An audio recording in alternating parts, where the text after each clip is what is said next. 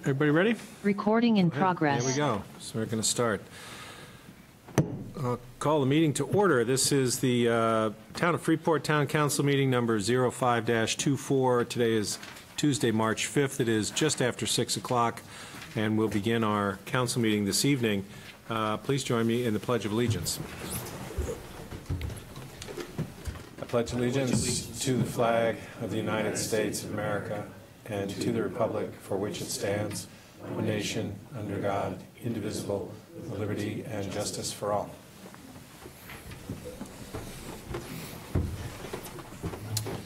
All right, we will find out who's here before we get into our agenda. Councilor Pillsbury advised that he will be late due to work delays, but he will be here, likely by 6:30 or so. Councilor Fournier. Here. Councilor Lawrence. Here. Councilor Benoit. Here. Councilor Smith. Present. Councilor Pilch. Here. And the Chair, John Egan, is here. Welcome, everyone here. We have we have one public hearing this evening, and then we're setting a couple of public hearings. And then there's just a few things on our agenda until we get to the fun part with some presentations from a community group, and also even more fun, our capital budget plan introduction from our finance director after that. So we'll be moving with some velocity this evening, but there'll be some chances for public comment for sure. Our first order of business is to waive the reading of the minutes for meeting number 04-24 held on February 27th and to accept the minutes as printed. So moved. Second. Okay, been moved and seconded. Those were sent out separately on email. Our clerk, Chris Wolf, is down the street running elections this evening, so if we have any questions, we'll have to hold those for a minute. But are there any questions on the minutes? All right, been moved and seconded. All those in favor? Aye. 6-0. Are you keeping track of those? Yep. Oh, 5-0, one abstain. Oh, Right. you don't have to abstain because you weren't here. Okay, well, I'll vote for it then. Okay. Since I did watch the recording, the minutes are done. The next item on our agenda is for announcements, and I think due to the coincidence of the election, I don't have any from the clerk, but do any other councilors have announcements for this evening? Upcoming events or announcements? Okay. Our next item is information exchange. This is a chance for councilors to share what's been going on with committees, interactions with constituents, things in the community. We just had a meeting last week, so I'm not sure there's a whole lot to report, but Councilor Fournier. I have a item to report on. A property owner of many years approached me, and we have an issue that I'm hoping we can direct staff to address. And the issue is this, that the family are sixth-generation Freeporters, and they're attempting to put some housing on some property, and we arbitrarily put a zoning line through the property. So now they have two zoning issues with that particular property, and under our ordinances, they have to meet both. So Sure. I'm hoping that we could direct the town manager and staff to work with this family to try to come up with some sort of common sense approach to address this issue and make them successful in having someone use the property to live on. Sure. My understanding is that most of the time zone lines follow property lines so that we don't get into this, so it's probably an oversight, but certainly we can direct that to Caroline and have a look at how to fix that. Thank you very much. I think you're going to find that might require an ordinance change, and perhaps if this is holding people up and you want us to move quickly, we might need to talk with the town attorney about a temporary fix for right now to allow them to move forward. But I think it would take an ordinance change, the way the ordinance is written. To move a zone line to a property line? You either have to, the zoning line is actually something that the council votes on and goes through the planning board process. And the direction within the ordinance tells us that if the property is split, each parcel has to follow the rules for that zone. So, And hypothetically, if they're in conflict, and hypothetically, if the zones, this Well, one says commercials it's- allowed, this one says it's not? well, it's that piece of the zone, that's the Yeah. issue, so. Okay. I guess what I'm looking for is what I'm hearing, and I saw some heads nodding. So what I'm hearing is if I can work to get a fix, great. Yes. If a long-term issue requires planning board, that you'd want me to just move that through the process to bring you back a recommendation. Right, but find a way to get the This problem one. solved for the landowner first. Yep. Not have to wait for that process. Great. That would be, And maybe to just verify, I know they've been working 2 years now, and they thought they had a solution, and they worked with our code enforcement officer and the prior town manager. They thought they had a solution, it didn't work, so it's not a new item. not They've been new, very right. patient, and I'm hoping that now we can get this resolved, and then if it is a zoning, we can, do that another time. yeah, absolutely. Other items to share on information exchange? Today's election day. If you haven't voted, you have another 50 minutes, I think. Is it 7 o'clock or 8 o'clock? 8 o'clock, hour and 50 minutes to go vote. All right, next item is the town manager's report. Sophie. So I began my day at the polls, greeting people, and it was fun. I will say that if you haven't been down to look at the way they run an election, one of the things you'll notice is it's exactly the same amount of work for staff and volunteers if it's an easy, quote-unquote, easy election, or if it's a busy election. We do have some incredible volunteers down there, and I would just like to thank our town clerk, Chris Wolf, Carrie Weeman that works with her, but also the Public Works team. They were out in the rain today making sure that things were set up correctly. So, and I also appreciate the patience of residents who came in and learned that the clerk's office was closed because the clerk's office had temporarily moved to the high school. The other issue that I reported to council in the weekly update that about just sharing the media coverage about the village station for auction. And in that report, I told you that we would look into it and give you further information. So the big issue with the property, as long as it stays in standing and is continuing to use the same kind of, has people, tenants in the building, the value of that building will kind of remain. The ownership is not kind of the issue. Last year, Min reduced the assessment on the parcel, so it is still one of our top 10 highest assessed property, highest value properties. But so we're not necessarily concerned that we're going to see a big dip in assessed value for the community. There is a credit enhancement. That's a tax increment financing district. There is a credit enhancement agreement. I confused the credit enhancement agreement when I was quickly looking things up over the weekend. It has a Part 1 and Part 2, but when you look at both of them, the developer gets 100% of the proceeds from that and of the increment, which equates to about $600,000 a year right now. The TIF district and the credit enhancement agreement are scheduled to expire in FY26.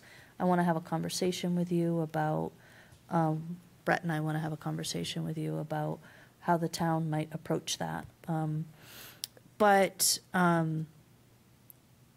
we, at this moment, are scheduled, as soon as the taxes are paid, to return $600,000 to them.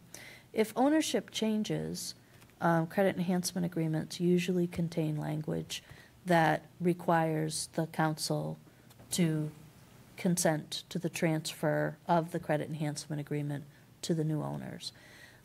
For the return of the money, part of what council got for that was the free parking. So after we know who the property is purchased by, we'll have a better sense of what the ask will be, if any, and then we can talk further about that.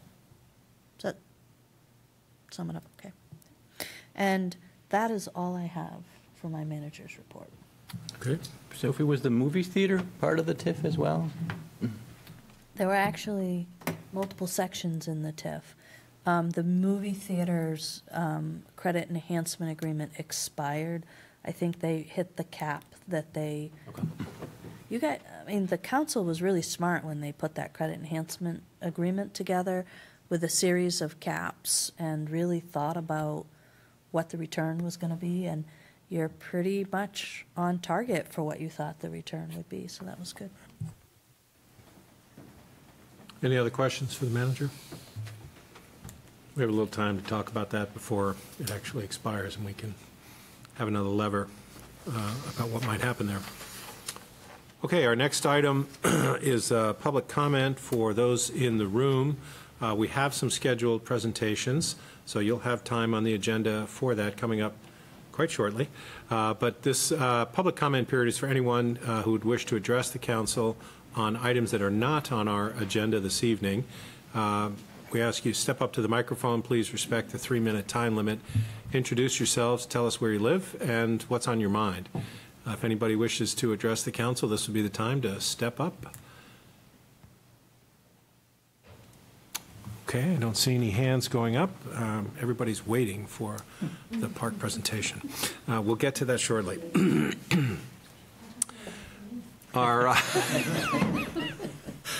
We'll move on to our action part of our agenda for items to vote on, and our first item is to consider action relative to adopting the March 5th, 2024 consent agenda. This is item number 70-24. The entirety of the consent agenda is the renewal of the short-term rental registrations. There's an accompanying memo from the clerk giving you some statistics on the renewals and some new registrations. And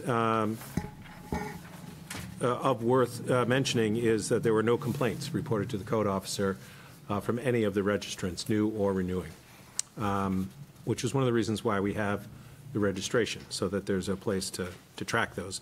But happily, none have occurred.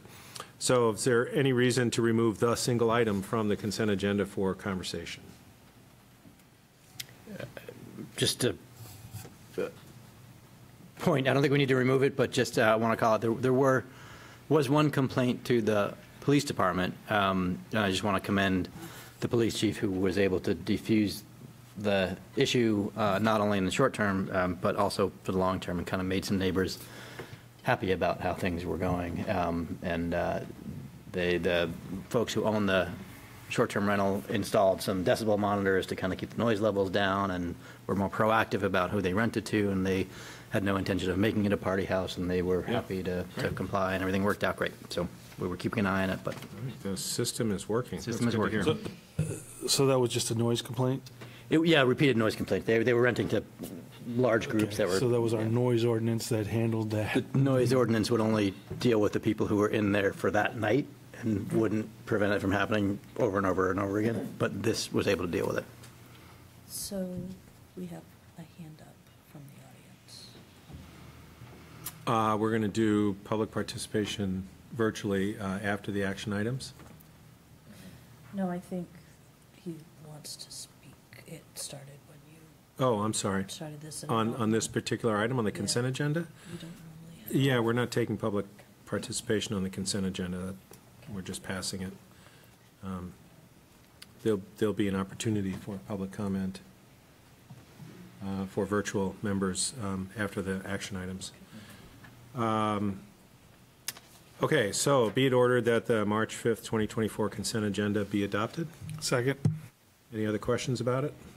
Thanks for bringing that up. Yeah, if somebody does have an issue, I guess the proper channel, they'd go through the code enforcement officer before tonight's meeting. So there's no Yeah. opportunity for them to talk at tonight's meetings. There's Yeah. no public hearing required for the renewals. Yep. Right. All in favor? Aye. Any opposed? 6-0. Okay.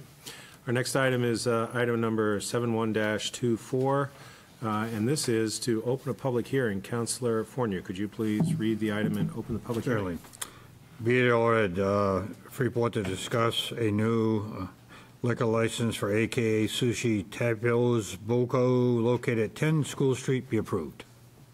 Second. Okay, and could you also open the public hearing, Councilor Fournier? You would open the one. Oh, right, sorry. Yep. It does say that, doesn't it? I got to put my glasses on. So this is a public hearing for the new liquor license for the establishment on the agenda, and anybody wishing to address or make a comment in the public hearing for this new liquor license for this business. Okay, not seeing any, we'll close the public hearing. Any discussion? There was a permit application included in our packet. Any questions or comments for the manager on this particular item? Councilor Benoit? Just want to confirm, this was an existing restaurant space that has been vacant for some time, correct? Yep. That's true. That's my understanding. Okay. Yeah. I don't know that firsthand, but the manager says yes. Okay. Great. Chip enthusiastically. If you have somebody who wants to speak, I think they missed the public hearing. Okay, please come up to the podium. Hi there. My name is Tina Seeley. I live in Freeport for the last 20-something years. So to answer your question, that building used to be Mediterranean Grill, which I owned with my family. And so we used to own Aki restaurant in Brunswick. Due to rent, impossible to stay there, so we had to close that facility. And so then we love Freeport so much, and we feel like they need to have better restaurants in the area. So therefore, my sisters and I and my brother, 4 of us, decided to open this restaurant, which hopefully by the summer we'll have a Japanese restaurant, which is also serve boba and some infused like tapas, and it's going to be so nice in there. So just want to let you know that. So to answer your question, that was a vacant building for a few years. Is it going to be a hibachi too? No hibachi. Too expensive. Thank you. Great, welcome. Thank you for your efforts to open up your business here. We welcome that. Thank you. All right, any other comments or questions about this? All right, it's been moved and seconded. All those in favor of granting the license? Aye. Any opposed? 6-0.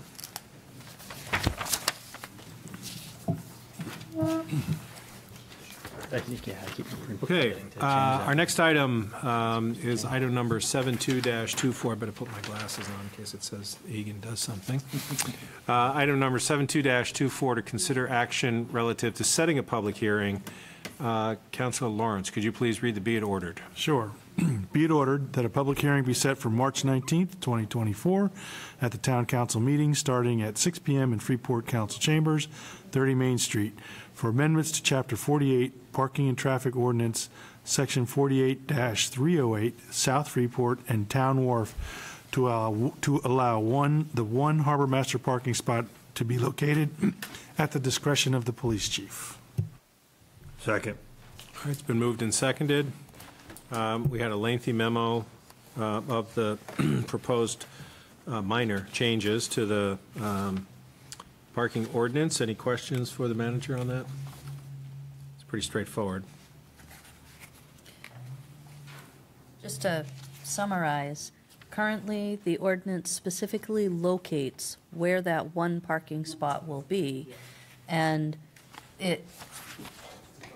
it's in the wrong place, and we need to get out of the way of, like, people who work the waterfront to be able to use the equipment.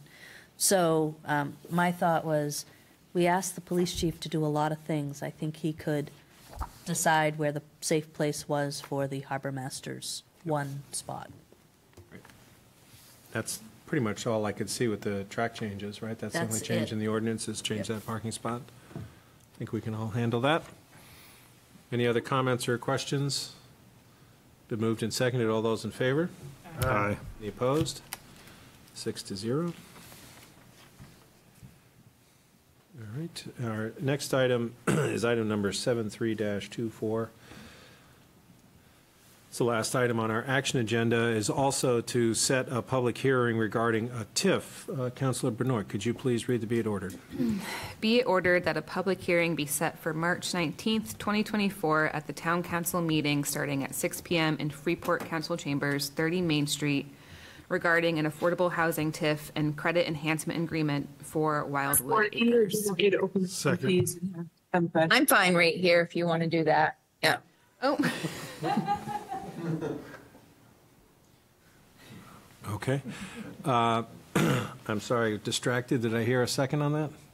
Yes, second. Great. It's been moved and seconded. We're just setting a public hearing for discussion of the TIF. There's a lengthy memo included in the package. We'll have some conversation, I'm sure, at the next meeting during the public hearing. But this is something that's been in the works for a while. Brett Richardson, the author of the TIF proposal, is here if there were any particular direct questions, but we will have plenty of time on the 19th to get into this issue. We're just setting the public hearing this evening. Any urgent questions for Brett this evening? All right. All right, it's been moved and seconded. All those in favor of setting the public hearing? Aye. Any opposed? All right, motion carries. We were just waiting for you to walk in the door, Matt. That's, all right, so that concludes our action items on the agenda this evening. We have a public comment for those online. We have some ground rules about participation in the public comment online. This is an opportunity to share opinions and ideas that you might have about something going on in the community on an item that is not on our agenda. It is not an open opportunity to share anything deemed offensive or hate speech. And we've had some incidents of that in the past, and I hope we don't have to deal with that again. So sorry to put that as a context, but we've had some issues, so I just want to set the record straight. Please introduce yourself, tell us where you live, and what you're thinking this evening. Hey, good evening. Can you guys hear me okay? Yes, we can. Good evening. My name's David Stevenson. I own Hazy Hill Farm. We operate at 24 Noble Drive in Freeport. And I just wanted to ask the town council again if they would consider adding the dispensary cultivation option to the newly adopted cannabis ordinance. Both the operators, myself, the existing operators, myself, and Peter Ingram of the main cannabis exchange are both looking to adopt this license. It's fairly new, but it's essentially just a commercial grow license for medical growers. It has higher security requirements than caregivers. It does have an unlimited amount of plants and canopy, which seemed like it might have been a concern. But because Freeport only allows for manufacturing buildings to be 10,000 square feet, kind of only allows, indirectly makes it so that the canopy or plant count couldn't be more than 6,000 or 7,000 square feet. Because you still need to have space to move around the plants. You need to have places to dry the plants, to process the plants. So basically, I wanted to remain as a medical grow, but I would not really be able to under the current ordinance unless I severely, decrease the size of my operation, which really doesn't make sense because what I'm trying to do there, I have a building permit and I'm trying to expand my operation. I only have about half of the building built out. And basically we have multiple caregivers that operate there that are all work under Hazy Hill Farm. But OCP, when they came out and did their inspection recently, they agreed that the dispensary license would be the best option, both for them and for us. It's much more simple. It would require only one license versus multiple.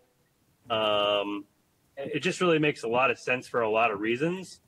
And I don't think it's a big ask or a large amendment. I don't know if the concern is that maybe there's more legal costs, but I'd be happy to pay for those to show that, this makes complete sense. And I think it also should be noted that, again, the two existing operators in the town are both looking to do this kind of license. So again, I would just ask, if the council would consider that. And I appreciate all the help with getting the ordinance put together. I've had a good look at the application. It's very straightforward and makes sense. But I just would ask that we could maybe make this small amendment and add in this approved license that actually the state is recommending.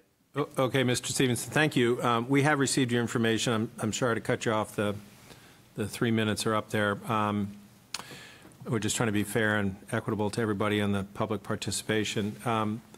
The public comment period is unfortunately not a time for a back and forth debate. So you've been clear and consistent and very civil with your presentation, and I would love to have the larger conversation with staff, not during the council meeting, certainly not during the public comment period. So I can't say that the council will or will not, but certainly we just recently did an enormous adjustment in our ordinance to accommodate the requests of the industry. And so I think there's a little bit of, anyway, we just have to work out what the timing of that looks like. So I hear you, and I would be happy to participate in a meeting with staff so that we can discuss it.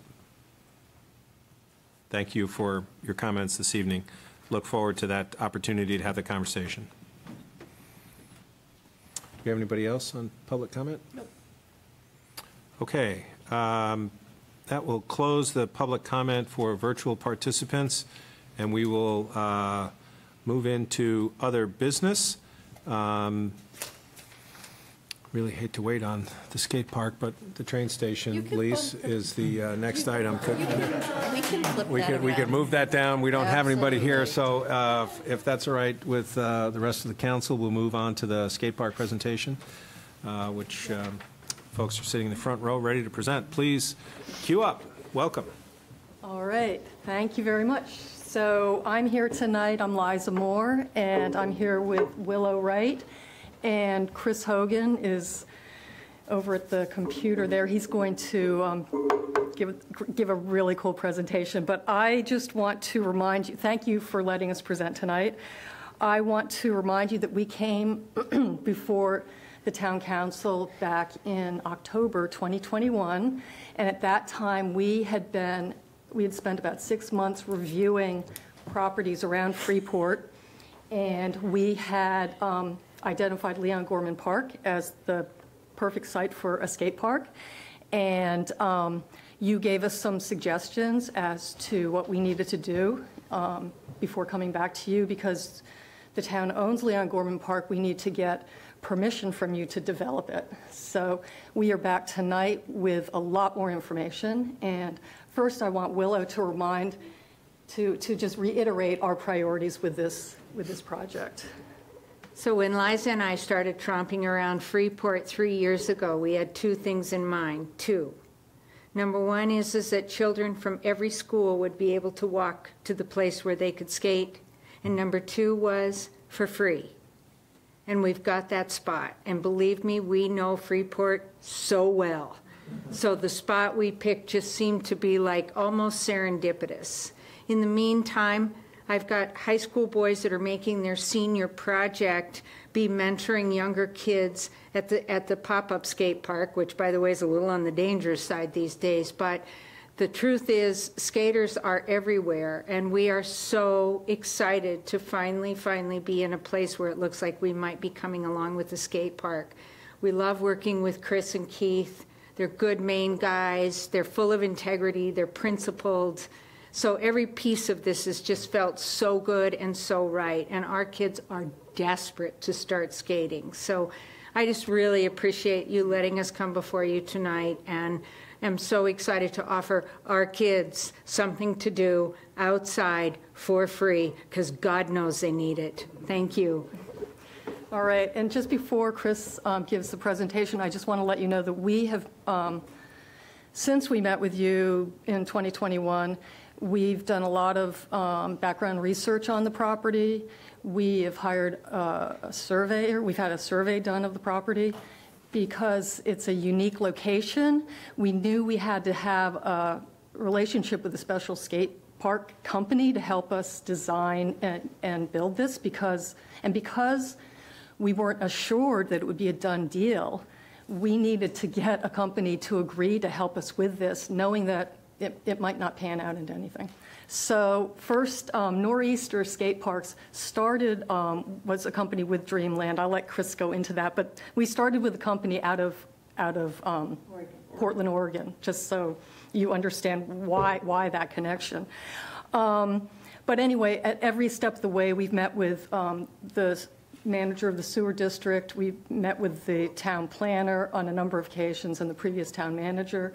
We met with the town engineer, and no red flags came up in this sort of work that we were doing. We've also had a number of community meetings. We've reached out to the neighbors of the park as well. And so anyway, I'm just going to stop at what I'm blabbering on about and let Chris present to you what we've come up with to share with you.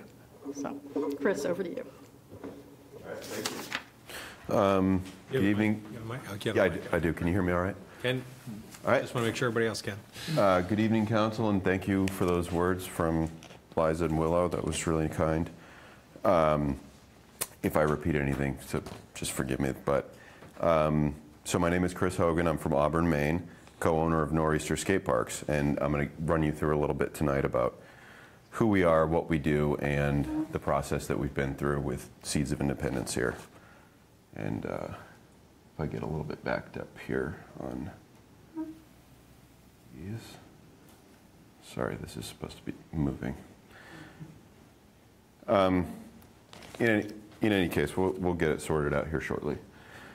So Nor'easter is a design-build construction company. We specialize in custom poured-in-place concrete skate parks.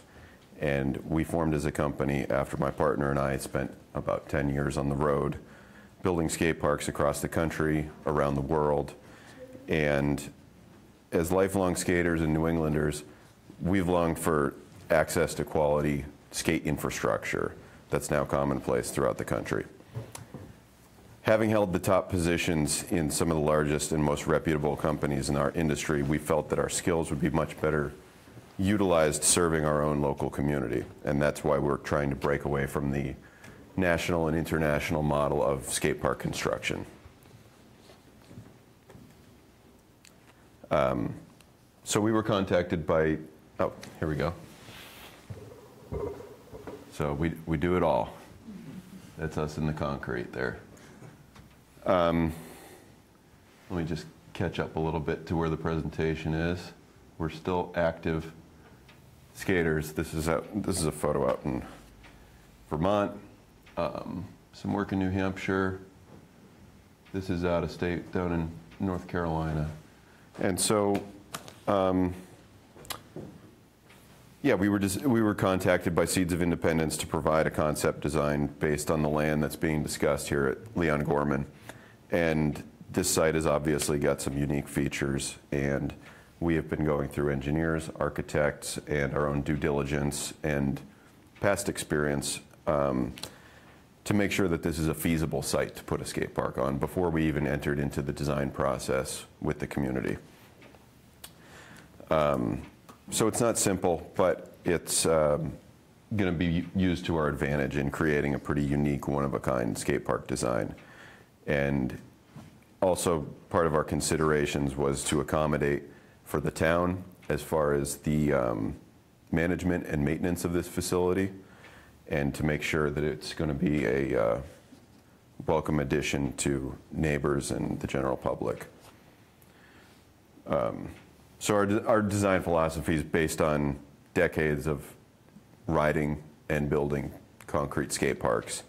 And we've built about 150 of these facilities in our experience, and we've probably skated well over 2,000 of them. So to say that we've got an understanding of what makes a great skate park is a bit of an understatement. So this project's really close to home. We're in Auburn, and we've got every incentive to try and make sure that this is done right with our due diligence, and we will end up being end users of this as well. This will be a local park for us, which is really exciting. You know, being local, that gives us an advantage with lower mobilization costs, better relationships with vendors, and with local knowledge, all translating into the budget being more efficiently spent and translating into more skate park. And so here's some photos for everybody of the proposed site as it stands.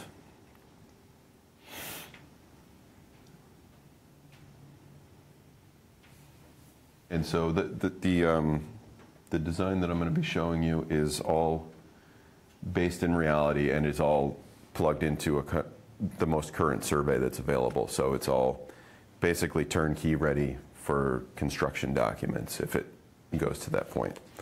So over the course of the last year, I've done numerous site visits, and we've hosted a series of 4 public meetings. The first 3 being design charrettes intended to gather input from local skaters to decide on what they want to see in their skate park.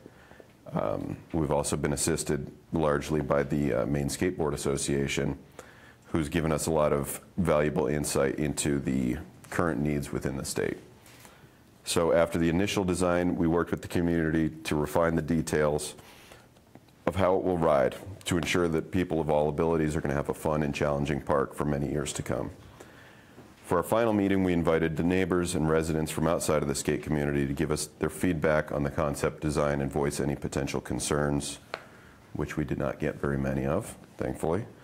The result of this whole process is basically a tailor-made for this spot skate park.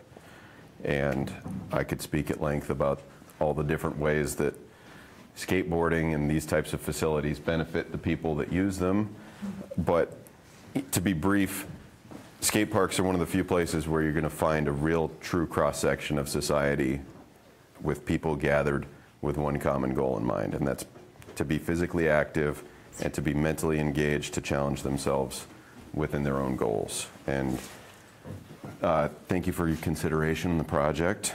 We're going to now move into what we've been working on and developing. So this is an aerial shot. If you were to be hovering over the bordering edge of the Bow Street Market, looking down in, and anybody that's familiar should recognize this gazebo. You can see School Street there. We've been careful to try and implement, you know, and be mindful of the different amenities that the park would require, being garbage service, access, and you know, keeping boards out of the water detention pond. So we got a little fence there.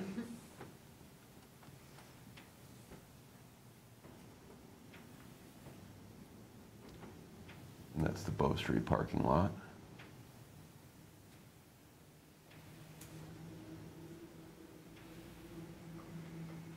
And so this will take us all the way through. There's the bustling skyline of Freeport in the background. That's next year. A few more things got to get approved. Once we have a skate park.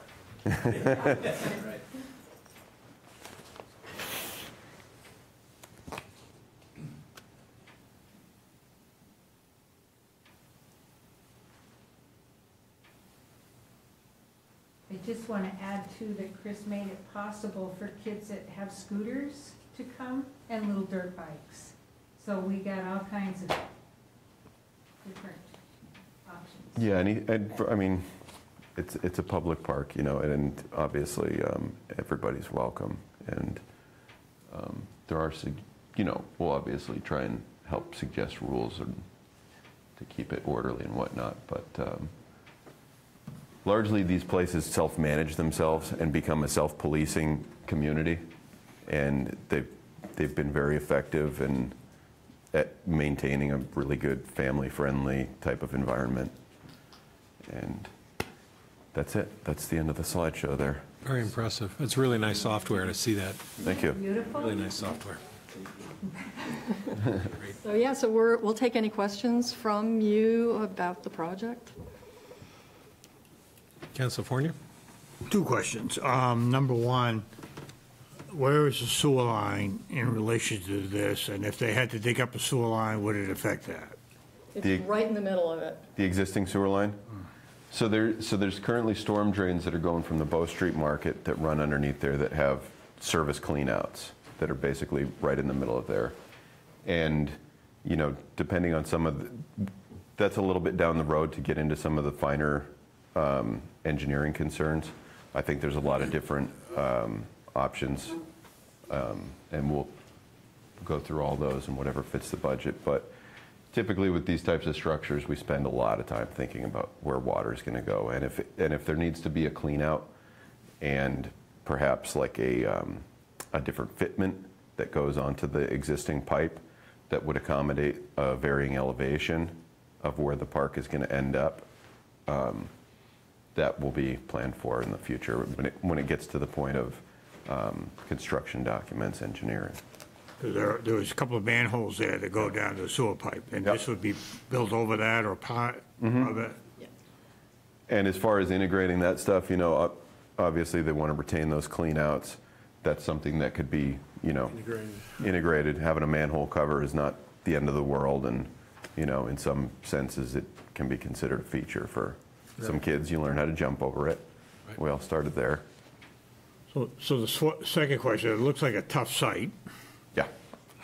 and I'm curious, did you happen to look like up where the old snow dump is in back of the high school, which is maybe easier? I don't know. Oh, in terms of locations, back in 2021, I'm trying to think if that, honestly, I don't think, I know where you mean, and I don't think we considered that location. Seems though with, you know, we have the activities up there of the fields. right. It's kind of become our central area for sports and activities. It's a lot Honestly, flatter. I mean, if we could have found an easier Something. spot, we would have gone for it. Yeah, In we fact, would. when we brought Chris in and he first came to look at this site, he said, "That's really cool. Where else are you considering?" And we told him, "We're really sorry. We have considered these," and we probably had six or eight other sites. Maybe only 2 others were anywhere near sort of viable, but anyway. So it wasn't looked at. What's that? You're telling me it wasn't looked at, the snow dump? Not that particular, not exactly that property, no. So- So, Thank you. no. Counselor Fournier, we can't change that snow dump. It's grandfathered, so we can't change any feature of it, and we can't move it anywhere. So if Public Works is going to have a place to dump snow, that is the only place we can. Councilor Benoit? This is a great project. I'm certainly very excited about it. I'm curious about maintenance and longevity. So when you build a park like this, what does maintenance look like, and how long does the structure sort of last for? Sure. Yeah, maintenance is pretty minimal. We typically just recommend a good concrete ceiling being done annually or every other year. And other than that, it's, you know, we've got specifications that we use for our concrete PSI. Everything's steel reinforced with rebar, and steel surfaces are painted. It's, it's come a long way since the days of wood ramps that would just kind of rot outside, and we're now in like about the third generation of skate park builders, and we've gotten the technology now to where it's relatively maintenance free, even in climates like we've got here with a lot of freeze thaw. The entire thing is intended to be, it's all locked together, so there isn't any shifting. There isn't a whole lot.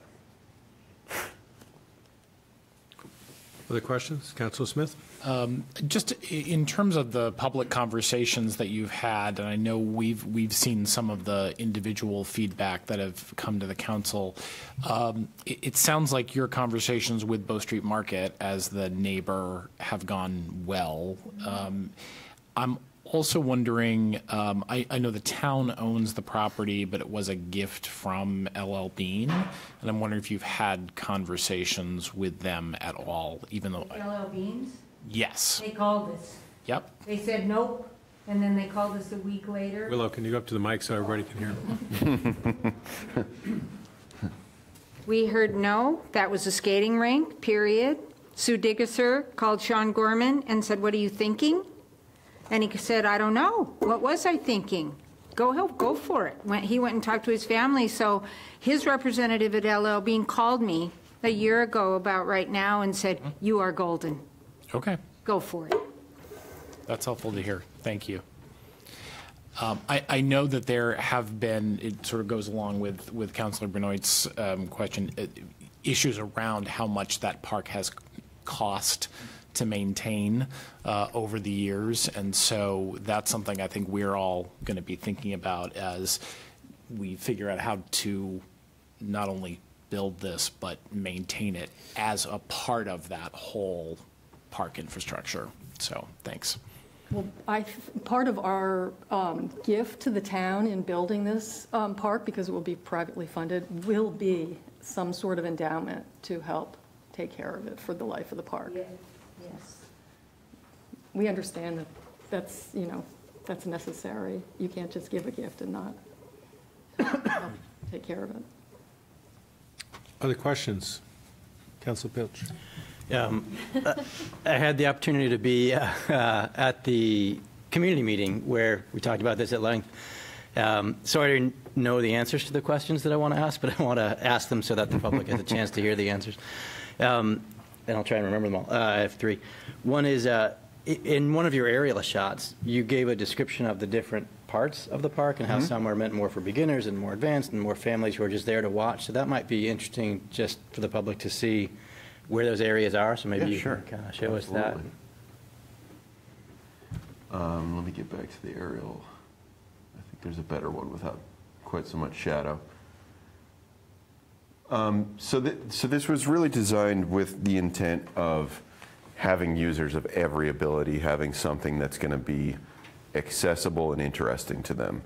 And there isn't so much, it's not so much sectioned off as to say that beginner stay here, advanced stays here, and intermediate stays here. And skateboarding is one of those really unique activities where, I regularly skate with several friends of mine that are my age, and we skate with their 7-year-old kids, their 8-year-old kids. And it's not that, it's not like playing basketball where I'd have to slow down what I do to not be dunking on them or something, but we can all kind of do it in harmony, and they're kind of learning from us, and that kind of goes to the community of self-policing and self-regulation that exists within skate parks. That's pretty unique. So really it's all open. There's going to be certain features and areas that appeal more to other people. Like if you see in front of this flat area with the benches, there's kind of a double-tiered embankment. That's a little bit more advanced, but part of the idea in having that in the design where it is that it's almost like it's it's almost like a traffic control type of device, because had I just made that a big fast corner, then there'd be people flying constantly through there and it'd be a high-speed area. So it breaks it up enough that when it's at max capacity, it's going to be a little bit of a slower obstacle, but when the park is relatively empty, you can have at it and it's a little bit more high speed. So as far as, beginners and kids are concerned, it really is all integrated, and it's kind of a natural ebb and flow of activity and crowds. Awesome, thanks. Are the public allowed to speak on the skate park?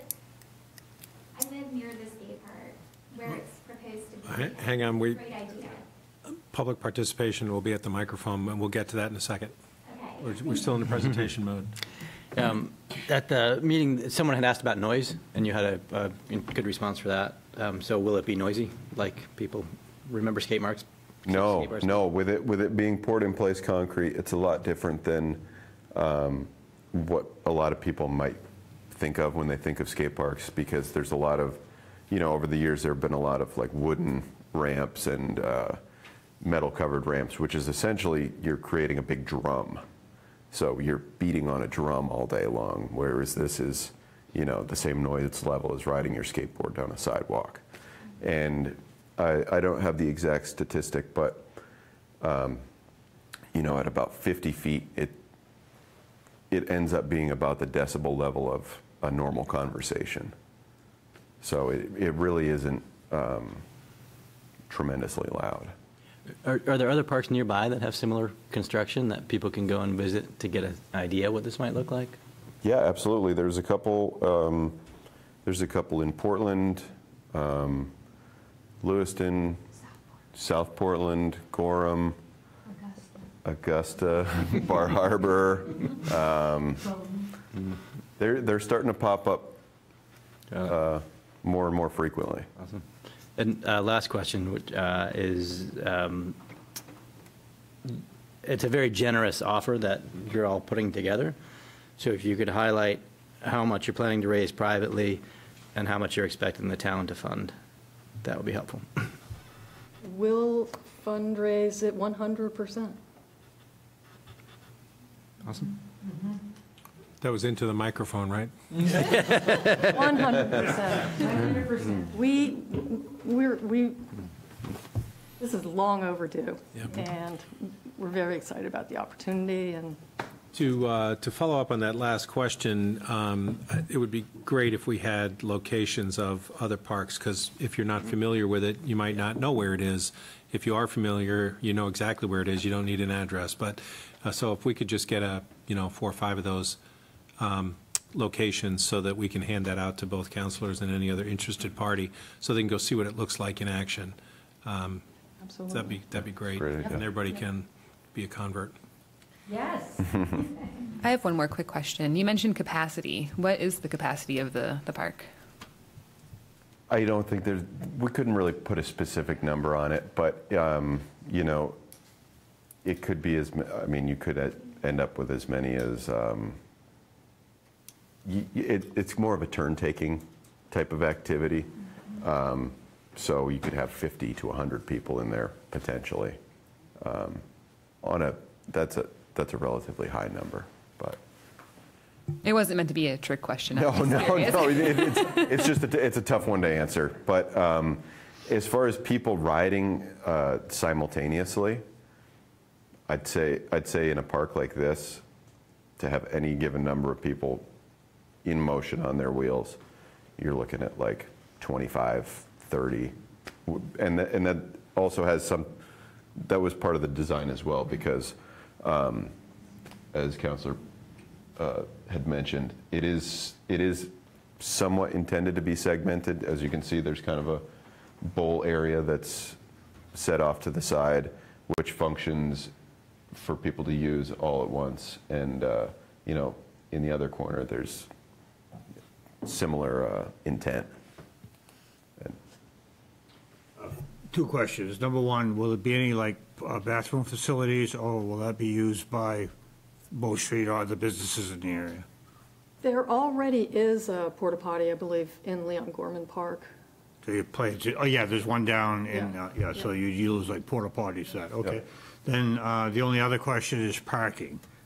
When you try to get to Again- Bow Street or whatever, so will there be like discussions with the motel or other places? Right, I mean, that will be an issue. Currently, the parking lot that is closest to this location is being, I think it's Hilton Gardens parking lot, that's being leased maybe by Bow Street Market for their employees. I think that's what I've understood. But of course, there is parking on the other side, on the other entrance to Leon Gorman Park. It's visible. Right. And then also, it's mostly, I mean, like Willow said, our targeted audience are children who, they don't have cars. Walk everywhere. They're going to be walking there, or riding their wheels there, so. And my final question, is this going to be like year-round, hopefully? Yeah, I mean, that's another beautiful part about the skate park community is you'll see people get out there with shovels and clear it out so that they can use it year-round. Come out and people with their shirts off, drying it off, just to be able to use it for a little while. It's unlike anything else. One question. Yep, go ahead. Is this daytime use only? Are you thinking about lights? There are some lights currently at the park, but they would, if this were intended to be, nighttime use as well, that would probably have to be updated, or that would have to be a different. Those are details that we for would us. work out with the town, that, yeah. Okay. As late as, in talking with the sewer district manager, he thought it sounded great, like it would be open until like 10 at night. I was way more conservative. I was thinking, probably by 6 o'clock or 7. So it's up to discussion, but yeah. 8 would be good. I mean, of course, keeping in mind the neighbors. We do have a neighbor here. Thank you so much for coming tonight, April. It isn't uncommon for them to be, go into some dark hours, being where we live. 4 o'clock in the afternoon. I was going to say, even this Yeah. time of year, you need lights at 5, so. Maybe when the Bow Street closes at 8 p.m.? Yes. Yeah, absolutely. We would definitely want to work with the neighbors around this. We want everybody to enjoy this park, and we don't want it to be a. Sophie? So, I'm just curious, when you met with town staff, did you have this design to show them? No, the design we had back a little more than a year ago or something was just sort of like the footprint. And so, and we didn't want to go any further than that at the time because we didn't want to get the public too excited about this before we knew if we could continue with it. But the town staff indicated we needed to provide more details. And that's where Chris got involved in running the community meetings, and we have a bunch of skaters who are involved in coming up with this design. Willow and I aren't skaters. Watching them just discuss all of these different features at the community meetings that we had were really fascinating. These people are so invested in this. And Chris and Keith is the other guy working on this. They know all the elevations of this and can speak with great knowledge about what they've got here. So yeah, we didn't have this detail until just the end of January. It's exciting that you have this. I do think you're going to want to go back and talk with staff about the particulars, specifically with regard to the impervious area and anything that would have to be added in to ensure MS4 compliance, given the size of it. This is an impaired watershed, so this is not me saying it can't be done at all. It's just, if you're going to start with budgeting and things like that, I think now that you have the plan, the next step would be to come back and talk with staff about how it fits with regulatory, not even just town, but some stuff that we might not be able to work around. Just make sure you've got it considered in your design. Okay, yes.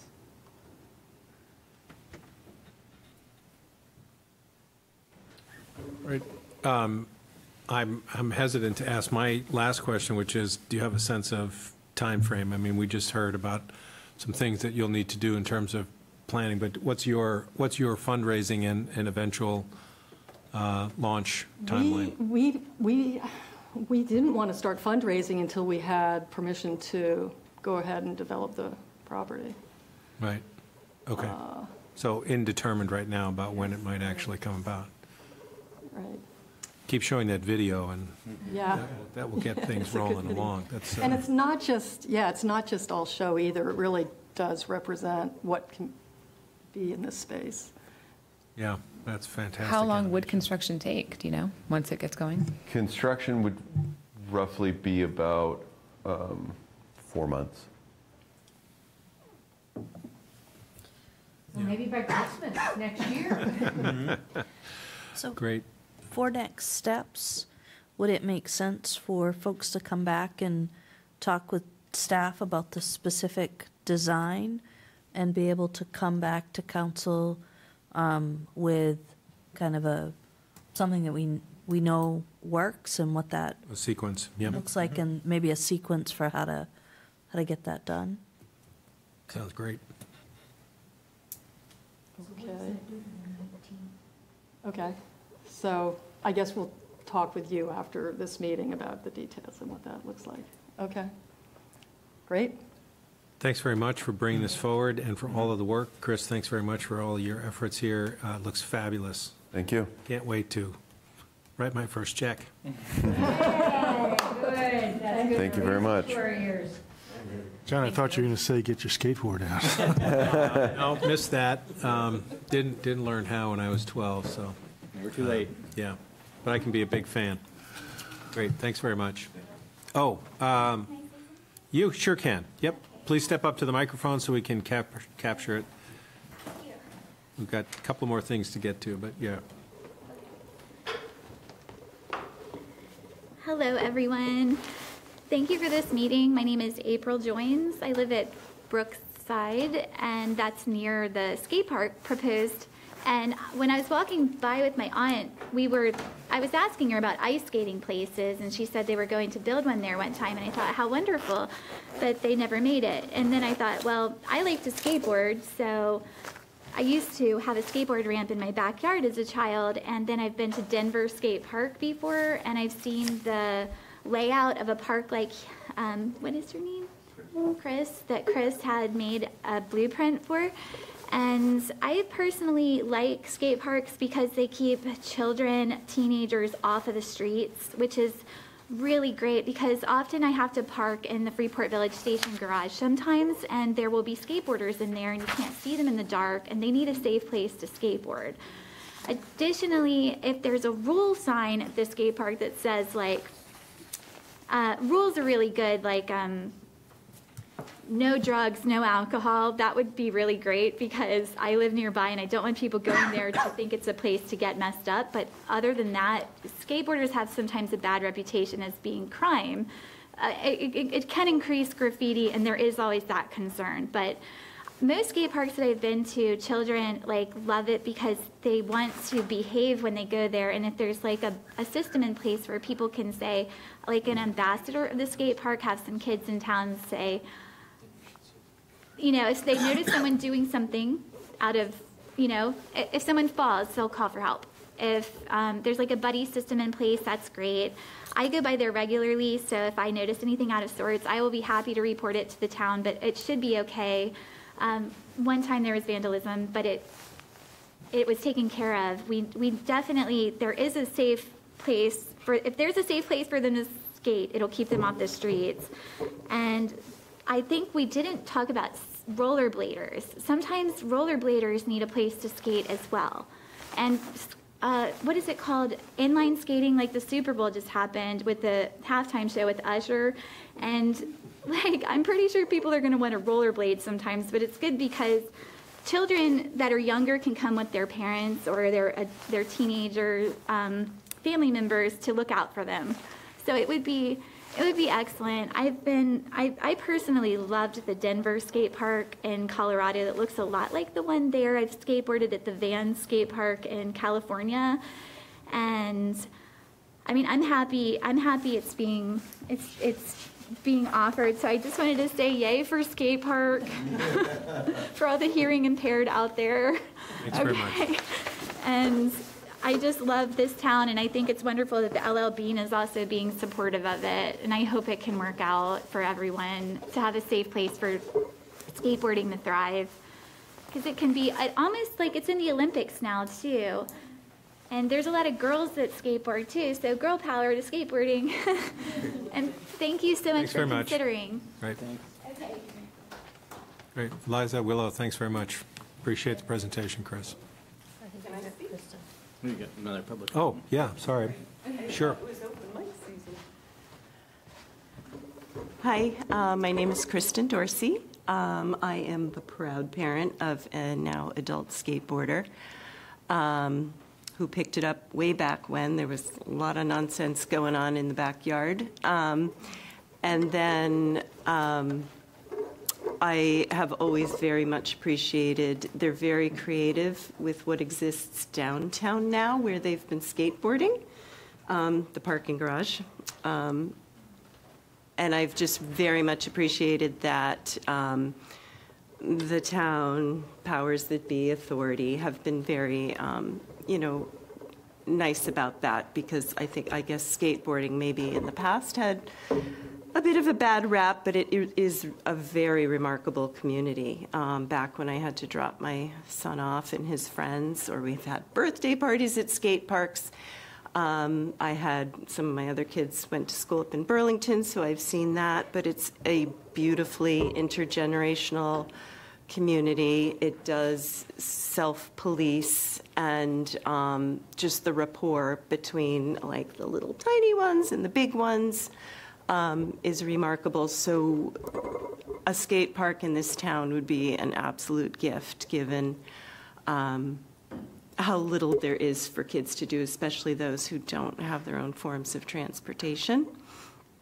My question more is about kind of the process, because I am also looking at it. I'm on the Sustainability Advisory Board, and I have been hearing rumors of this for years, but I feel like I'm pretty dialed in, but I was not aware of charrettes or whatever that were going on. So I'm just wondering about process, because given all of the transformation that we're hoping for in the town, and several groups that are kind of looking at it from different lenses, I'd like to hear more about, I came in late, I guess you ripped right through that agenda. I don't know what I missed. I had seen all this online.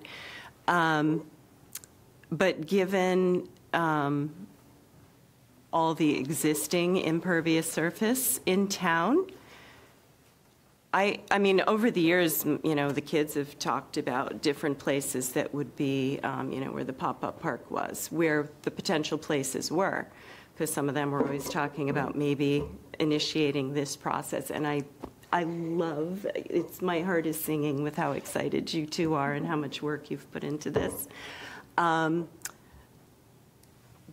I believe in the downtown vision. This was, a topic that came up. But I'm just wondering what the process is, in that this is public property that's now being kind of transformed from a slightly different use, despite, the Bean's blessings. What the process is for getting more public input beyond like the skateboard community's brainstorming sessions and design charrettes, and to talk about if this, actually, I know you've put a lot of work into it, but if this is the optimal place, looking at it from all different lenses in terms of the environmental impact. Cement, concrete, it's just there forever. So I want to make sure this is done,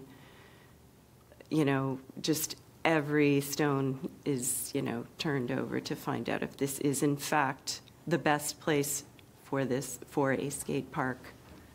There definitely needs to be a skate park, though, and I'm briefly, Kristen, I can tell you that the public process hasn't even started yet. Okay, but So, if you could just kind of explain the process. A year ago, this group approached the town for permission to explore talking with the land abutters and the donor of the property. And we gave that green light to go ahead and explore the idea when we had a very more primitive idea of what the park was going to look like before Chris got in here with his design team. So that was the only engagement with the town. There hasn't been any permissions granted or permits applied for or endorsements of a particular design. This is our first hearing about it. So there is no public process that's started yet. The group has been working on their own dime to get this far and wanted to have a sense of whether or not there was support politically from the council, and I think they're hearing that this evening. So that's just going to get started in terms of what a permit might look like and what permissions and obviously because of where it is on an impaired stream, that has to be examined. That's what I meant. I mean, moving forward, like what are the next steps? Like what's the process look like from here on out after this? Informally, the group will have to come in and get some guidance from staff about what it's going to be to get a permit request started in that location. And that will be a checklist that they'll have to deal with and spend some time on. And then there would be a permit request coming forward after that for an improvement on publicly owned land. Okay. Probably still going to have to go through Project review. Yeah, sure. And then the usual development of a site permit process, which would be project review board. I don't believe there'll be any planning board discussions about uses, because I think that's already been determined, but any kind of installation, whether it's on the ground or any kind of structures, would have to go through a project review board process. Is there any, in terms of investigating other sites, though, and having that sort of conversation? The group's been doing that and been advising the council of their searches. So I believe without the town taking any time and effort to go look for that site, the group has identified this particular site and a year ago made credible arguments here for permission to go forward with engaging with design. Okay, thank you.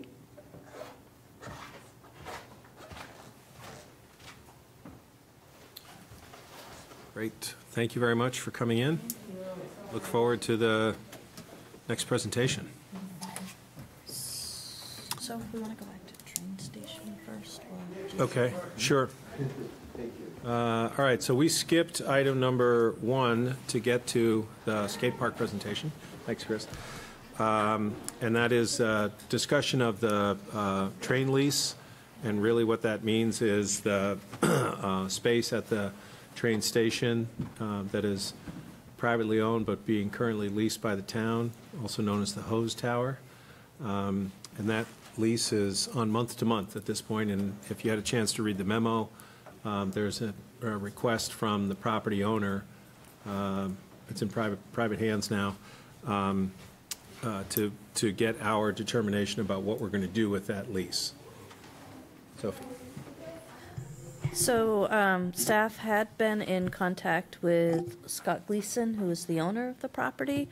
He's happy to continue leasing it to the town. However, the terms of the lease would have to change from the theoretic dollar to market rent. And so we'd have to go out and kind of do some examination. So in preparation to help council decide whether or not that was a good idea, staff did some digging. And initially, staff was under the impression that there had to be somebody to greet every train. And what we learned from Amtrak is that the platform has to be cleared in snow events, or maintained so it's safe in weather, but there doesn't have to be any greeter. So knowing that the town council wants to spend money where it's to meet its goals, but doesn't want to just spend money, I wanted to stop and just kind of pause here to see if council wanted to pursue that lease. I will tell you that without the train station, that would mean that we would end the practice of greeting, which would involve part-time, very part-time staff at a cost of approximately $74,000 a year. So we currently budget that money, but we haven't even gotten into more substantive discussions with Scott about what that lease would look like per year, but our understanding is it would be significant. That we'd actually have to start paying rent, because I think up until now, it was an agreement between the property owner and train. When this whole thing came apart, that there was an agreement that we wouldn't have to pay rent for umpteen years, and now we're at the end of that. So not only paying $74,000 a year to have the people there, but now we're going to pay market rent. Yep. Councilor Fournier? I think it was nice when we initially brought the train to Freeport that we had someone there to greet them. We kind of made it a nice place to come, but riding the train and getting off at other stops, they don't greet you in any other place. So, and we are able to purchase like bus tickets online. I'm sure we can do the same. On purchase mine, I'm going on a train here in a week. So I was able to actually get that online, so I didn't use the facility. So I say we don't lease it and use the money where they got other priorities. That's what I'm thinking too. Matt? Can you tell us what it means to greet the train, like what those duties entail, and how many hours of service we're getting per week? I can do my best. I am not Ed Bonney, but I can certainly give you my best attempt at this. So currently, there's, I would say, maybe a half a dozen employees that take rotations in greeting the trains. And they range in hours from 7:30. I think the first train is like 7 something. And I honestly can't tell you when the last train is. But literally, from an employee perspective, they stay in the train information center in the host tower. When a train pulls up, they will come out and be a presence just to say hi, ask if, they're there to answer any questions that someone coming off the train to shop in Freeport or find their way around Freeport can ask. Beyond that, as far as greeting a train, when people board the train, they're usually there a few minutes before to make sure everybody's all set. I've ridden the train from Freeport a few times. I can't say there's a ton of engagement, but I also kind of knew where I was going and what I was doing, so it wasn't actively pursued, I guess. So I think we probably have, I'm going to say maybe 20 hours total for the week that might get paid out between the 6. Could be a little bit more. I might be a little shy on that, but for the majority of the time, they're just there during when trains arrive. Thanks. There's definitely like a 4:30 train. I have gotten it, and there was nobody there. 4:43 a.m. Yeah, and that's the thing with even the employees that we have. For a while there, it was that we had to meet every train, and then it was like, well, as long as you can do the majority of the trains, and then, I finally had a meeting with the transition of staff and everything with NEPRA, and they're like, no, there's other stations that don't have anything. They enjoy Freeport because, we're a great, I'll say, case study for them because we do have, that service that we offer. And there are some stations that offer more than that.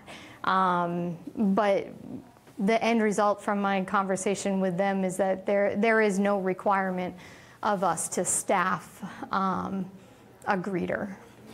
I'm just wondering if it's maybe a signage or a QR code that links to a more robust website that gives people who arrive or are looking to depart more information about what to do next. Yep. Councilor Smith? Yeah, I was just going to say, as Councilor Pilch just said, there's the 4:43 a.m. train. There's also the last train arriving in, which could also be considered the first train arriving, which is about 1:30 in the morning, where we don't usually have greeters. And I do think that this was a really important thing for Freeport to have when we got passenger rail back now 12 years ago. It does seem that it is sort of a luxury at this point that doesn't really, is just not required.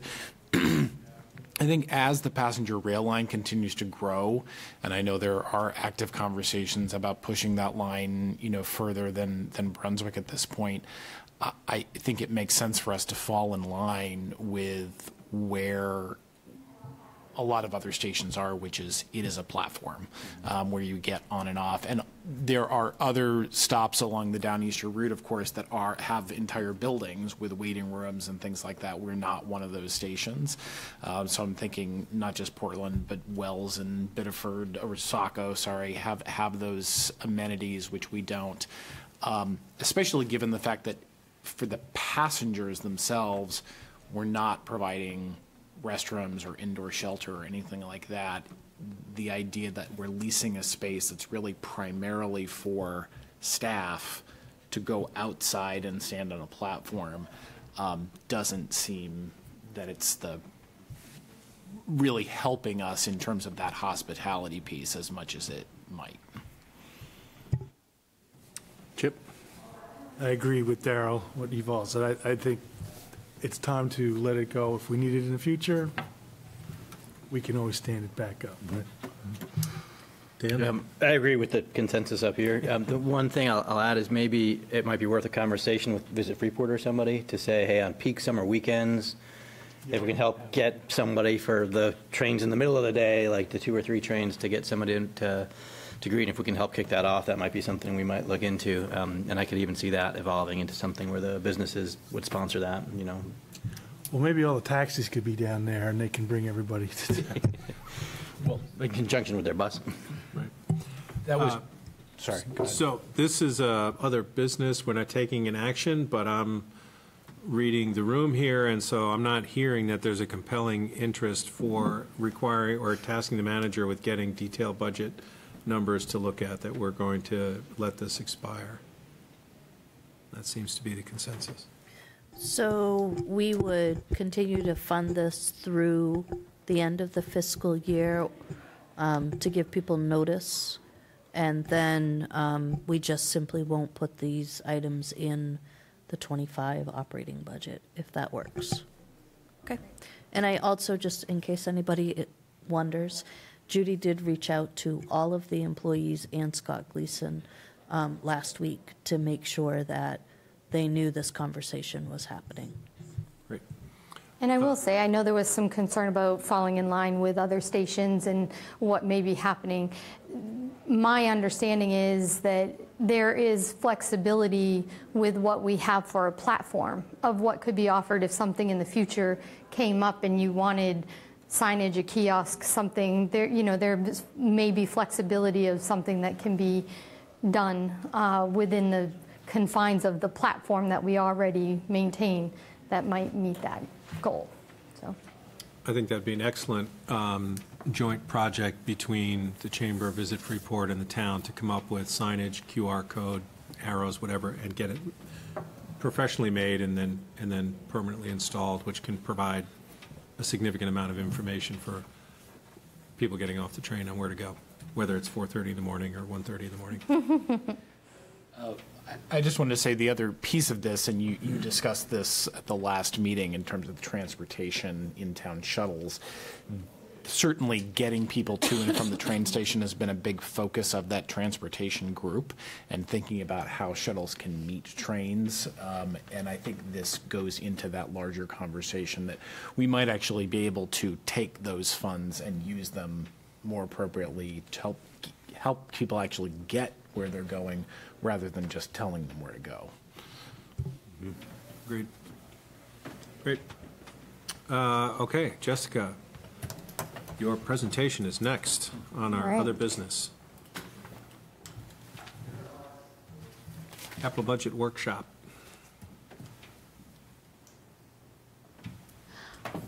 Uh-oh. Okay. Here we go. So welcome to the capital planning process for fiscal year 2025 through 2029. This is a 5-year plan that's being presented. To kick things off, I just want to let you know, as I do every year, what the definition of a capital item is. A capital item is defined as an asset with a depreciable life of more than 1 year, and items are commonly over $5,000 to $10,000 in value, so that's kind of your baseline. These are typically non-routine purchases or projects, and if we did not have a capital plan, these are items that, if accounted for in the general fund, would create unnecessary fluctuations within the budget, because you'd have large spikes for big projects 1 year, and then if they weren't, because they're non-routine, they don't happen the next year, it would drop back down, and it would be large fluctuations within your mill rate and budget. So our goals of the capital planning process is, one, as we just mentioned, to maintain a stable tax rate. We also like to ensure that our equipment and projects are planned for in advance, so we're not just, jumping on the next thing and, we're planning in ahead. We also like to reserve appropriate levels of funding for these projects in advance so that we avoid what can be deemed as unnecessary borrowing or issuing of debt. Freeport has been extremely lucky with its low debt ratio. And it's not luck. Yes, you're right. It has been a lot of work, hard work, but we've also been very fortunate, I guess is the way I'll say it, that we have not had to unnecessarily borrow to do standard maintenance and capital items to maintain infrastructure and assets within the town. And along that line, it's us trying, as staff, trying to be proactive in our replacement rather than waiting and experiencing those downtimes for, maintenance costs, higher maintenance costs and downtime from stuff breaking. This allows us to kind of plan in advance and be proactive and not reactive to things happening. In summary, to take you through our 2025 plan, the total being presented before you is $2,102,325. This is a reduction of the 2024 plan, which was $3,363,750. And we'll get through and go through each of the articles, so I'm not going to do it at this point. This is just to kind of give you a brief summary of what's being proposed. From a graphical standpoint, I like pie charts because they're so pretty. So this is just a percentage-based way to show you what makes up that manager proposal of the capital plan. Again, it's $2,102,325, with the largest component being your comprehensive town improvements at 32%. That's primarily like your roads and infrastructure. So not uncommon to see it this way. That is typically the largest piece every year. So to kind of take you through each article quickly and hit high-level points, I know we have a workshop, so I don't want to bog down at this presentation level, but I'll just quickly go through what we're looking at for requests.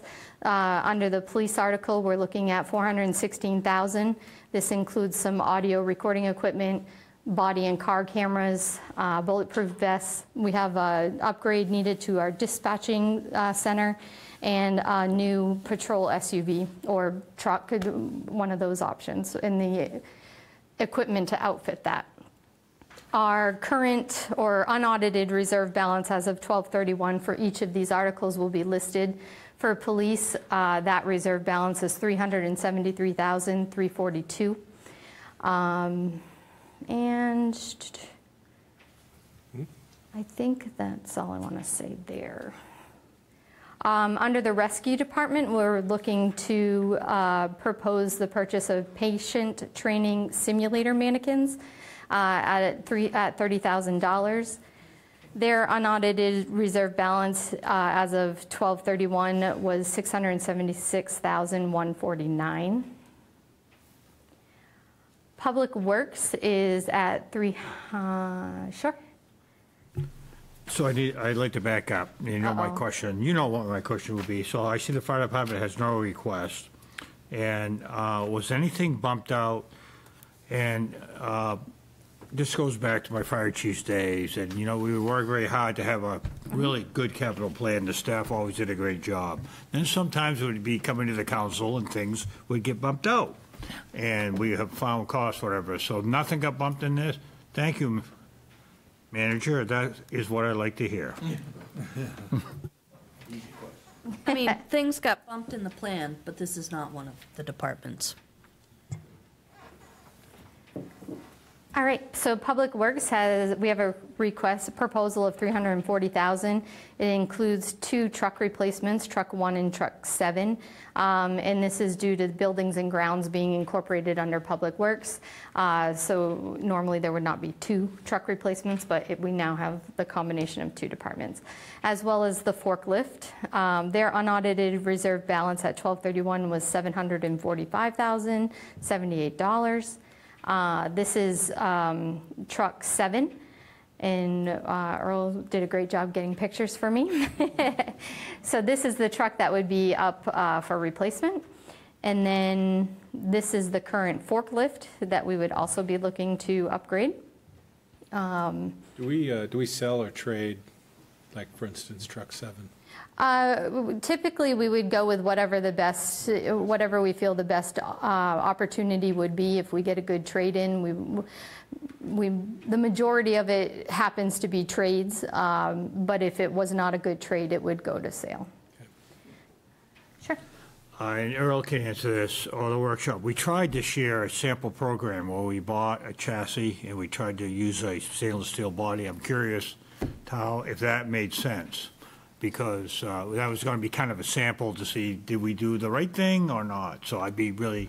In my conversation with Earl, when I toured the facility, he raved about it. So I think we'll be in a good place with that.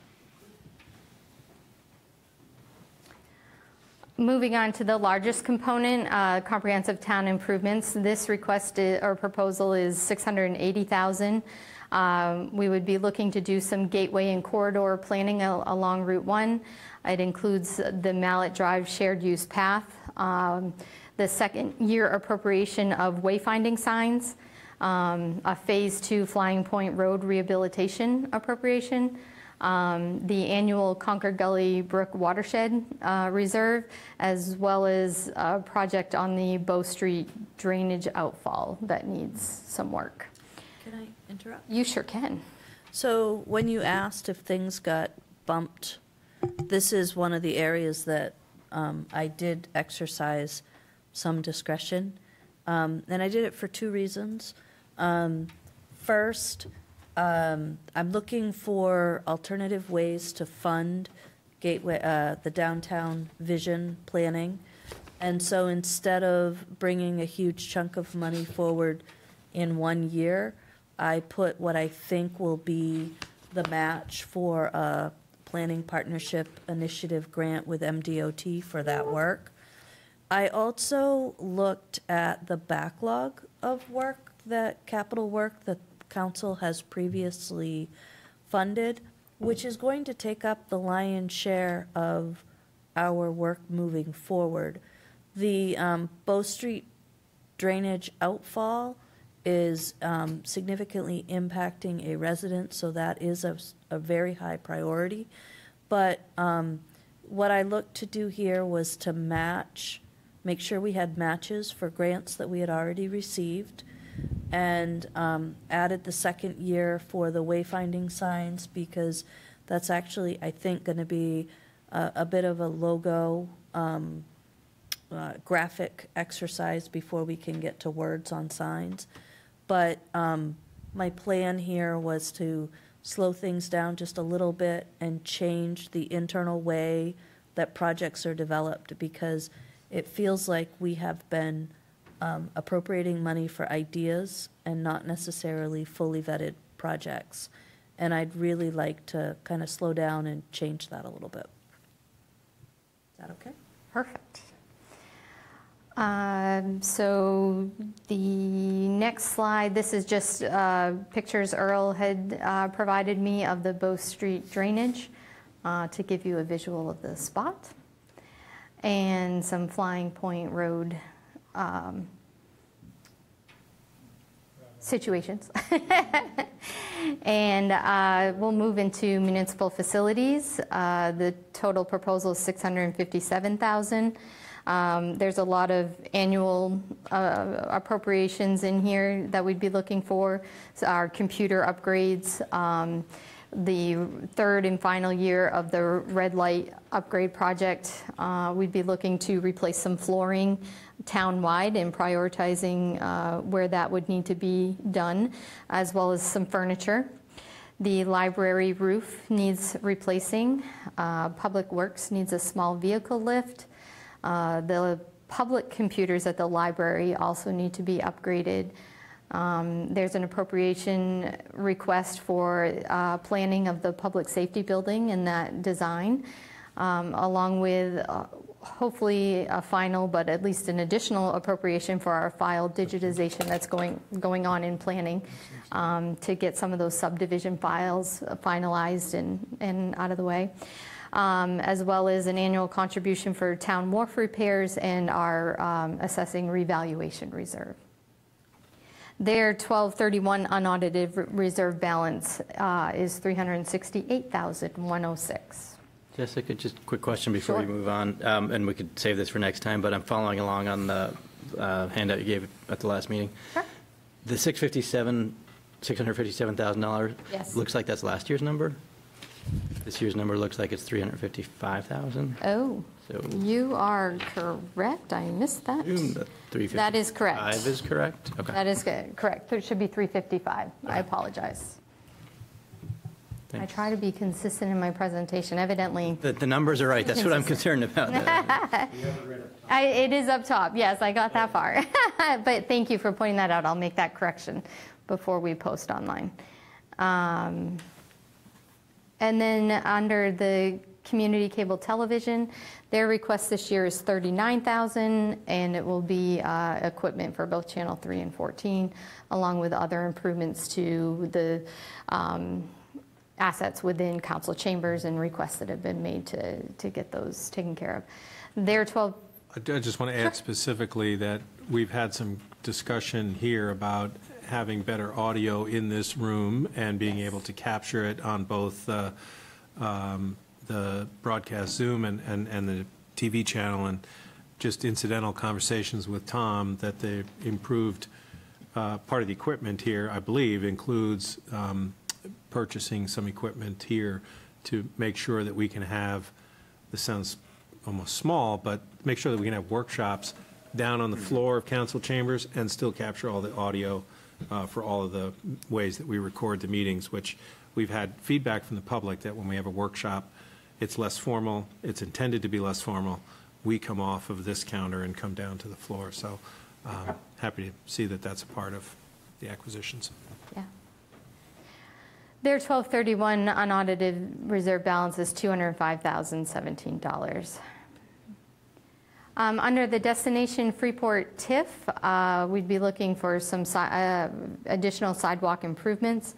Particularly, this would be Bow Street on the north side of Park Street to the railroad tracks, along with miscellaneous brick repairs that get done annually, and economic development activities for a total proposal of $197,325. Yes. Question. We are going to get, we talked about this a while ago, Eric, hopefully a report from Complete Streets on bricks or hot top. What should I think? Yeah, so I think that's going to come back around to Complete Streets, and I know Adam has a full indication of where this is targeted for this year in terms of what is already brick versus what could be an alternate. I just hope we don't wait for Complete Streets and maybe have an opportunity for savings or something. That's my goal. Yep. And I think that'll probably come up when we go through the workshop process. Wet bricks on 31-degree days are a nightmare. I fell on Saturday on that exact issue on Mill Street. on a wet brick. So I'm all in favor of getting rid of the bricks, particularly where there's a slope off of Main Street. I think you'll find Earl is too. Great. Not getting rid of all of them, but No, where they're, I don't where think the it's intent is a to get rid of safety all issue. of them, but boy, we know where there are slipping hazards. We know the cost is almost So- 4 times as much, so I think it'd be a great opportunity to head in. Great opportunity. Thank you. Yeah, and I don't mean to mislead. You know, this is an assessment and an evaluation of sidewalk improvements. It's not just replacing the bricks for there, right? There are miscellaneous brick repairs within the overlay of sidewalk improvement.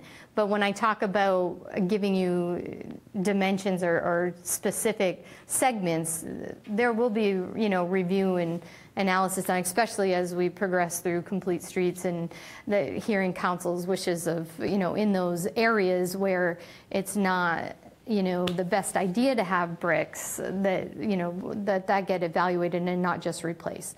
So yes, there are miscellaneous brick repairs that happen up and down the corridor, you know, where there are upheavals or issues or things that need to be corrected. But when I talk about like specific streets and segments, it's not necessarily just a replacement of brick there. It can be that we'll start to look at those and say what should be done. And I believe we will end with the Concord Gully Brook TIF, where there's a proposal of $45,000 for a lower Main Street study. To let you know, the FY24 increment that we expect to bring in is $427,866. As of 7/1/24, there will be an available balance of $150,428. And this slide is meant to give you a snapshot of where our reserve balances currently stand. So this is looking at the unaudited reserve balances that I just went through in each of the articles and comparing them kind of in a multifaceted way. So you have your benchmarks, your low and your high benchmarks, which are your 5-year plan and 20% of the 20-year plan, okay?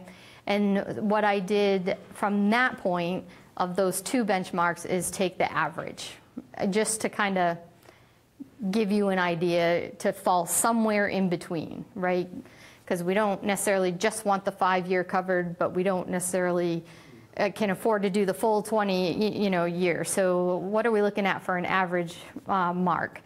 And the variance column is the difference between what we have in the unaudited reserve balance column and that average mark. So you can see in the 6 column, with the 6 arrows, that there are 6 reserves that are currently below that average mark. Now, numbers are great, but you can work with numbers to get them to say what you want, right? And so this is just to give you a view of where we stand and, you know, an opinion of what the comparison looks like. You know, obviously the directive of what council wants to do and how we want to fund reserves and what we want to add for projects or remain or, you know, funding sources, those are all discussions that kind of change that view and that outlook at the end of the day. So rescue is one that's currently within that average mark to the positive. And primarily that's because it has a designated funding source. So we have that flexibility with them that's a defined funding source within the reserve policy. And the same holds true for boards and committees. There are certain parking revenues that go in that are, you know, designated for that. The rest are really subjective to what comes in for revenues and what we do for when we have excess fund balance and we turn that money back to reserves as one of the funding sources. What ends up happening with, you know, the Bartol building will dictate how much this changes, as well as cell tower revenue. So there's a couple variables that play into the factor here of where we stand and how quickly it can turn over. So, from a very high level, very limited experience with the capital funding process here, when I look at this, I see we have a balance of about $7.7 million in reserves as of December 31. We make, granted, we're coming up, but right now we're making about $225,000 a year on those funds. And we are routinely rolling in about $300,000 into our reserves annually from the operating budget. So when I look at $500,000 going into reserves, that sounds really great. But we are pulling a low of, I think, 1.2 million to a high of 4 million a year out of the 20-year plan. So when I look over the next 20 years, people have actually looked ahead and planned. Jessica and the department heads really have that part down. They're really good at that. But $35 million of investments planned. And so this is not a cash-funded capital plan. And I think the council should either be looking at ways to allocate more revenue into the plan, change the scope of expectation that the plan is funding, or settle in and be prepared to start going into, pulling bonds and having debt payments, because 7.7 million will get us through the next few years. But if we use it the way we're intending, it will use it up. How's that for my cheery? Well, and that's very consistent with the language last year as we talked about transferring into reserves the fund balance, right? And just needing to understand that the initial intention of this was a maintenance program for existing capital assets and infrastructure. It was not initially intended or designed to account for vision and growth, right? And again, as I said last year, those are not bad things. And they are things I think as a municipality we need to look at to stay competitive, right? And offer what residents and visitors are looking for. Unfortunately, the way it was initially intended and designed, it did not allow for that. So if that's something that wants to be continued, you have to make provisions for it. We have to find another source of those funds. It's the nature of what you're going to be faced with as a council, in my opinion. So, sorry. Can I make a point on that? You sure. Or ask a question? You sure can. So, I mean, it's really important that we're proactive around these things, and we're basically sitting on a couple years of run rate, and then what do we do? And we're foolish if we wait until we get to the year before or start having the budget discussions for that upcoming fiscal year to make determinations. So how can we proactively come up with a list of options, whether or not it's revisiting revenue, like the net program, or looking at bonding. I mean, I just want to be proactive because there are good times to do things and there are bad times to do things. And if we have some options on the table, we can make better decisions now and set us up to increase, the life expectancy of the current fund balance. What are your recommendations on how we should approach this? Because I want to start having those conversations now so that A, no one's surprised, and we can hear some input from the public, but also we can be making better decisions rather than just saying we're doing the same thing now and we know we're coming to the edge of the cliff. I'll just point out it's a little more than a couple of years, though. I mean, if you look at the first column of the balance and the low benchmark was explained as our 5-year, we're actually covering our 5-year plan. So it's not that close, but I agree with your strategy and your approach, Matt. I mean, it is with what we have in our 5-year plan now, but we also have some ambitious changes that we want to see as part of the visioning, and they're not, all those costs and projects haven't even been realized and aren't part of that plan. And the current plan and its reserve balance weren't ever designed to do that, which I think the point is that Jessica just made. And I agree with the assessment. You know, if it's with what both of you are saying, if it's just to build off of what's existing there, we have more than a couple years, right? If you're looking to add things for growth and visioning, you're going to eat that away very quickly because you're starting from zero at that point, right? You know, your reserve policy has defined funding sources of some of these reserves, and you know, for years they were amazing, and then some of them are not, and some of them may need to grow and change. So to in part answer some of your question, you know, those are the discussions that you need to have, is whether or not there's the ability to find or add an additional reserve funding source, right?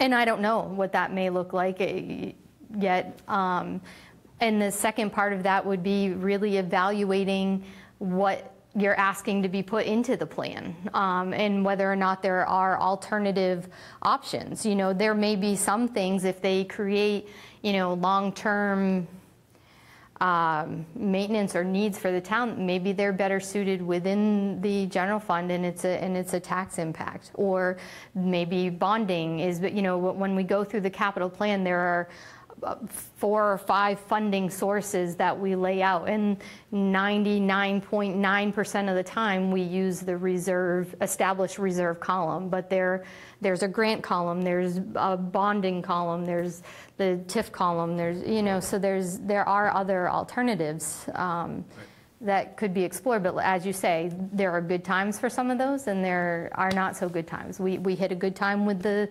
bridge project. You know, we got an amazing rate, and it served us well. I'm not sure we'd get that same scenario today, you know, so. Daryl? I agree 100% with Matt. Not that we need another committee or whatever, but I'm wondering, is it in the wisdom of this council to look at down the road, you know, 3 people that could look at where we're going, because a lot of times we get behind on what we're doing for a fee structure. We've been talking about that for a couple of years, and we, you know, haven't got that done.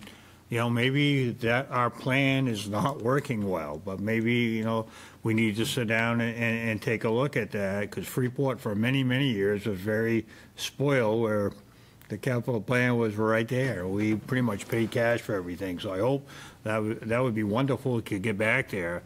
But maybe it's now time to look at, you know, I don't want a big outside committee, but maybe, you know, 2 or 3 people on the council with a manager and say, let's take a hard look at this and bring up some items, not during a budget session where we're under the gun and dealing with this, but to have some longevity plan. I think it would do us well, and it is a very responsible action to take for the future.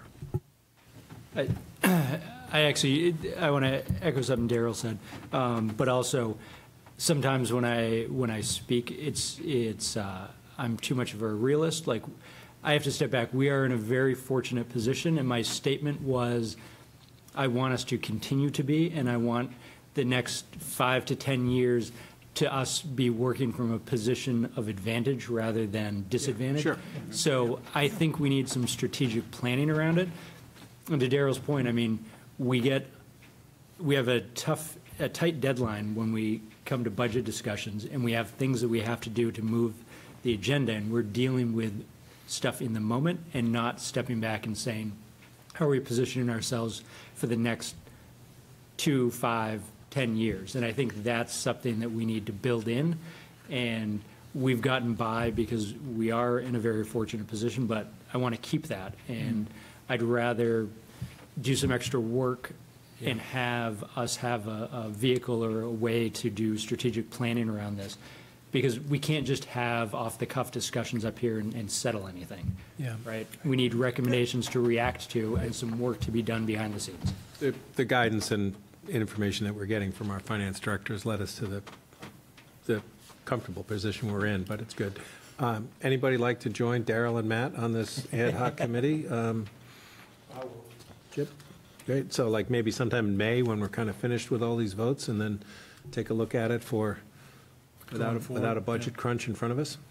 Yeah, I mean, I'm happy to participate, but I would like a very clear charge, and I'd like us to all agree on what the charge is and what the expectations are and how we're going to work through this, because I think it's not just go and come up with something. I mean, we really need to be deliberate about it, or else we risk not getting the results that we want.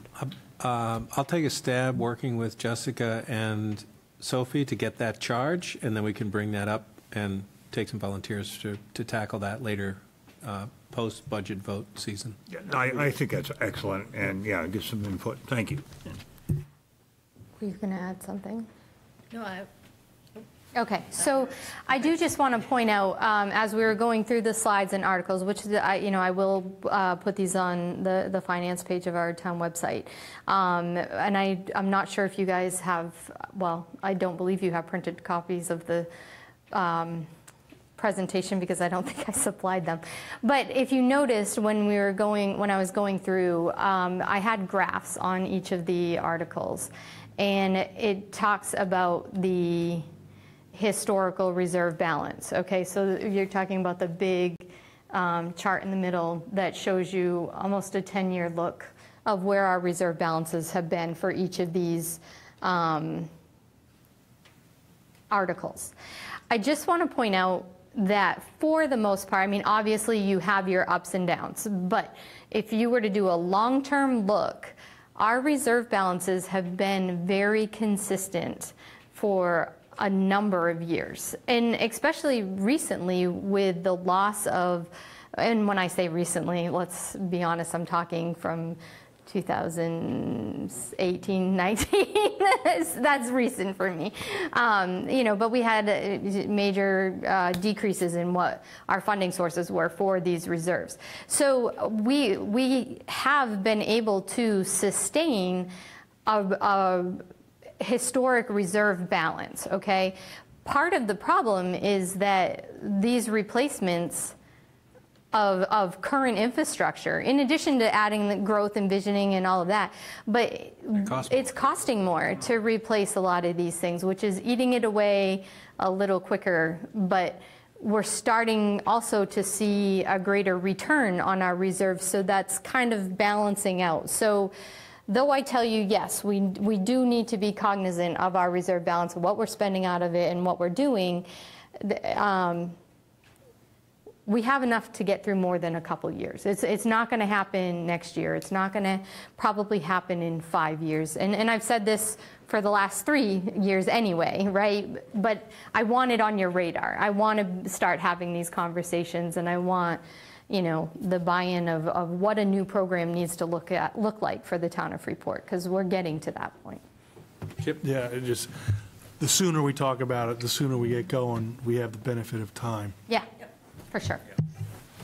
Jessica, is it a fair statement that each year that the capital, in your term here, each year that the capital budget gets approved, that it largely follows what the 5 and 20-year plan look like, or do you find that there is a fair amount of swapping in and out of items to keep the capital budget relatively close to a projection amount? I would say we are largely on track with what we propose year over year for 5-year plans. So what's in the FY20, what last year was FY25 projections, primarily is what came forth. There are a couple additions here and there. I will say last year, well, between FY23 and FY24, those 2 years really had far more additions than were budgeted for within the 5-year plan. But I can't tell you the net. Well, I can tell you. Kind of an outlier 2027 has 6.4 million projected. On average, we're usually right in the 2 million range. And when we have a large year, I try to pivot the next year so that we can have time to recover. The last few I have not been able to do that. I just wanted that to illustrate that even though we have this sort of trend that's eventually kind of nosing down, that we've been fairly disciplined with keeping to the plan that we have, which is why it's really important to have a 20-year plan.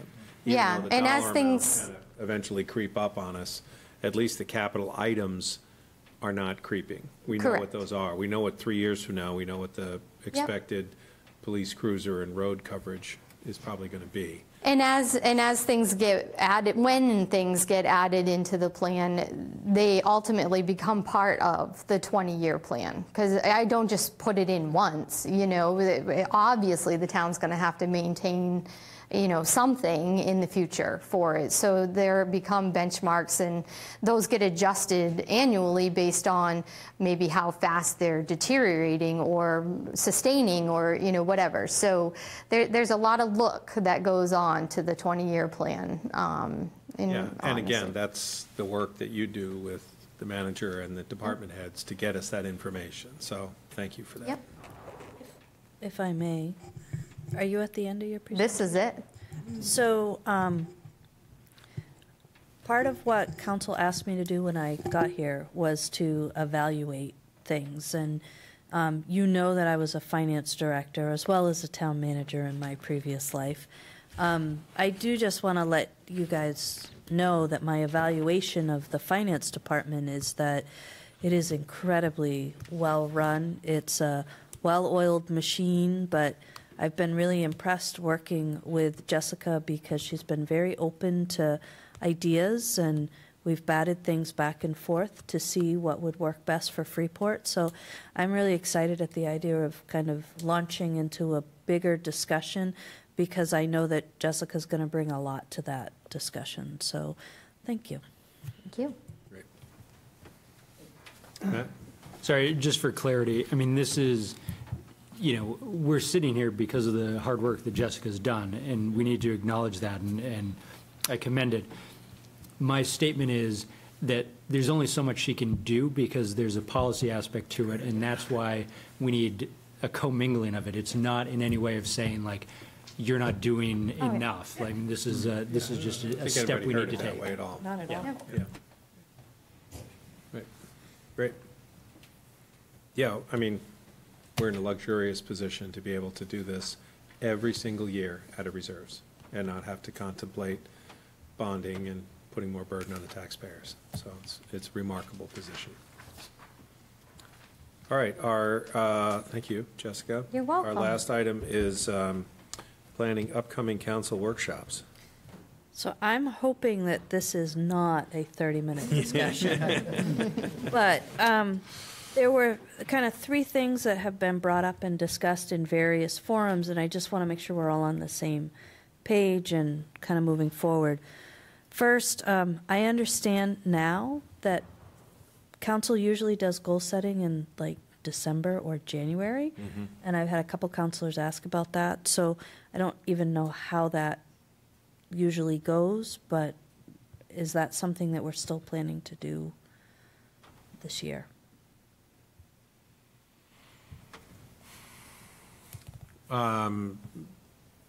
My individual opinion is the train left the station. We're about to go into budget, and it seems like we'd be backpedaling to try and catch up on goals while a lot of what we're going to be looking at in the goals are going to have to do with the budget. So, but that's just my individual, but usually results and focused and less on the process. So I agree with you, John. I also see the main goal of this upcoming year is to get our town manager up and going go through a process of evaluation. And, I mean, this is maybe not an outwardly facing goal year. It's more of an internal, like, let's take a look at things, let's be mindful, this is just a chance to take a fresh look at everything with a fresh set of eyes, and I think that's more than enough for us to tackle. Jonah? I was definitely one of those counselors that asked the town manager about this as a brand-new counselor. I think it would have been really helpful to have sort of like a grounding session. So I do agree that it's a little too late now, but I want to just kind of express how important I think it is for this coming December. So. In the past, when we did this, it was pretty much online, and then we discussed after we had each individual goal. So I think this year is a time to just think about what we're doing going forward, and that we don't need to have formal goals this year, although I'm a big goal kind of guy. So what if I make sure that on our annual calendar in December, we have a workshop for goals?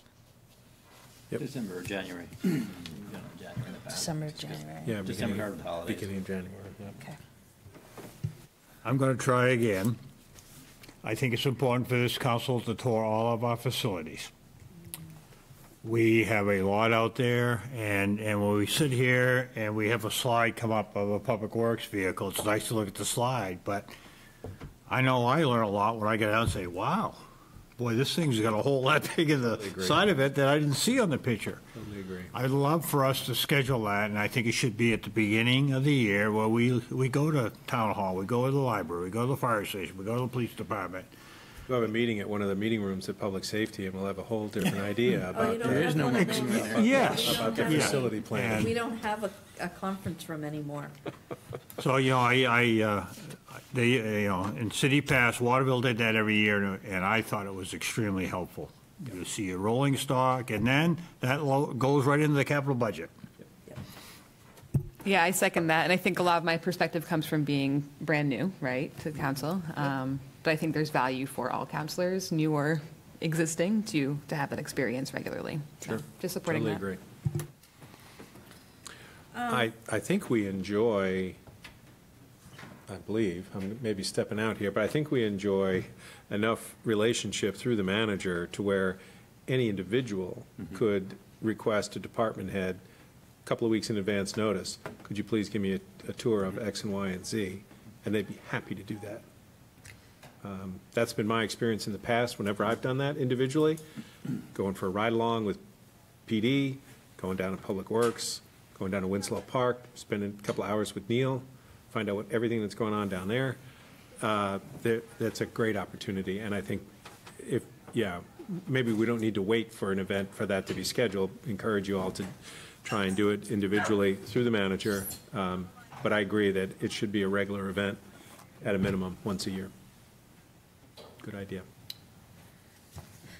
So the second issue is you annually meet with groups and get committee updates.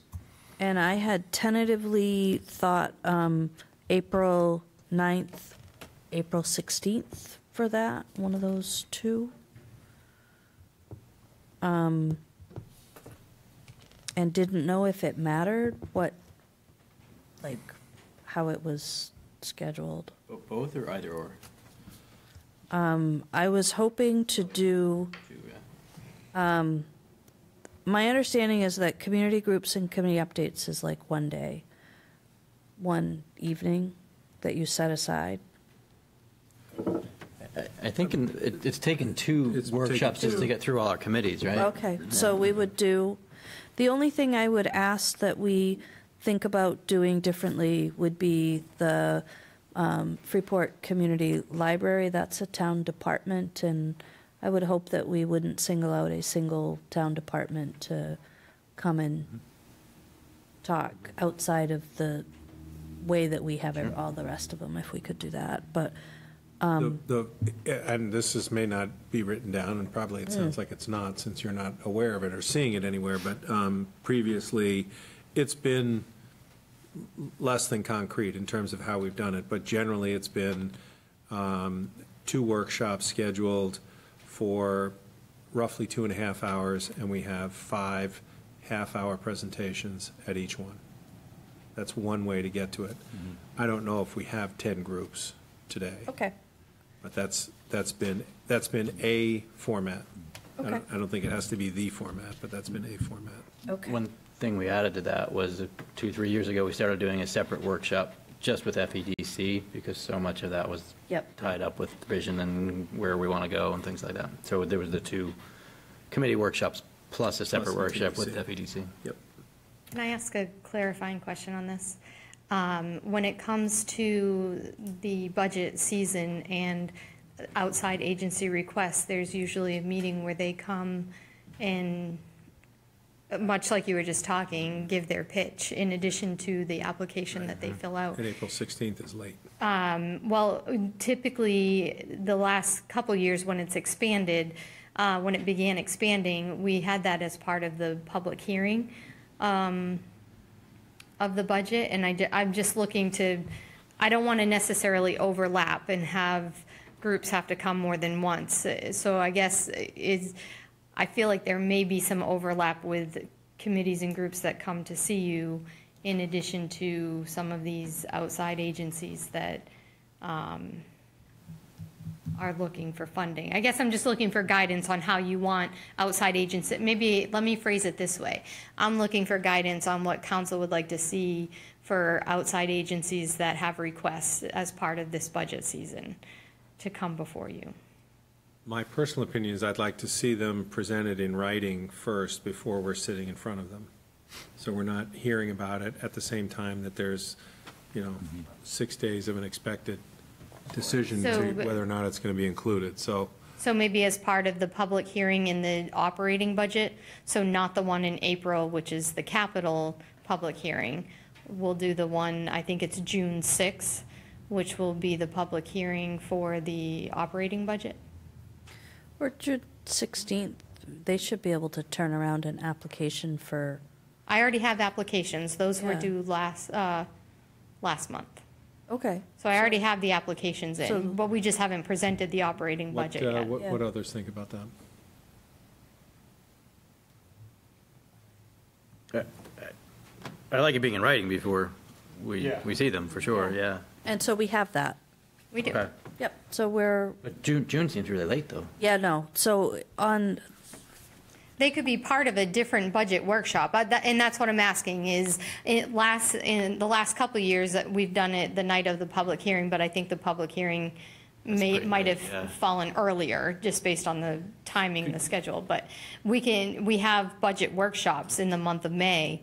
I can certainly put them as part of a workshop.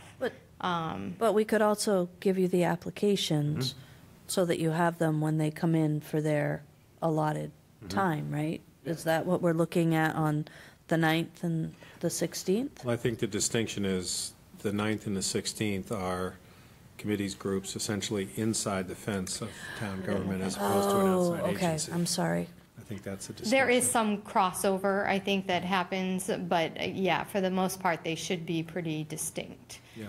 Darryl? I'm wondering if we got it in writing, if we picked a night in May. I think earlier than better. We get at the end of June, we get a lot of pressure there. So let's say that, if a committee comes in and for whatever reason we don't want to fund them, that gives them an opportunity to come back and have a discussion. So we probably ought to bump that back. I like your idea sometime in May, Jessica. 'cause Sure, that I'll gives pick us one a- of the meetings in May, and I just want to be able to give them advance notice so that they can be prepared to come and plead their case should they choose. Okay, thanks. Could we, if we have questions, can we invite them in just during information exchange or other business, just to say, hey, we had a question about this? Because the budget workshops themselves are already pretty extensive. So this will give you guys some guidance ahead of time, next month or whenever, to say, hey, council is in favor of this one, maybe not so much in favor of that one. Sure. I would just say, I think I'll defer to you all who've been through the process of the requesting more. But I think having been on the other side of this in terms of coming Remembering and that. meeting with the council, it isn't just about the funding request. There's also, I think, a benefit for both the organization and the council to have a more free-flowing conversation about what that organization or agency is doing. And some of that, of course, is related because you want to know, we want to know what they're doing with the money. But we also, I think it's valuable for us to hear beyond the funding what that organization is doing within the community and to see where those synergies are and where we can partner beyond just the funding piece. So I want to make sure that we have an opportunity that isn't so crunched just around the funding requests to be able to have those conversations. And I don't know where that falls in based on the scheduling. So I'm going to, now that I have opened a can of worms, I am going to suggest that, John, you and I maybe work with, Jessica and I'll work together and try to map something out, and then you and I can kind of finalize that. But if you could hold the 9th and the 16th, I know we've got, I know Counselor Smith is going to be gone on the 9th. Yep. But if we could maybe begin to work through that. Are those first and third? No. That is the second and third, but the third is school vacation week, so you tend to not do formal business that week. I have questions about the aspect of school vacation. Do you all have kids that are in the school system? Do you do? Do you go away on? Okay. I do. I think, all right. Never mind. I was thinking that if we, huh? Yeah, I did. I rent them. I think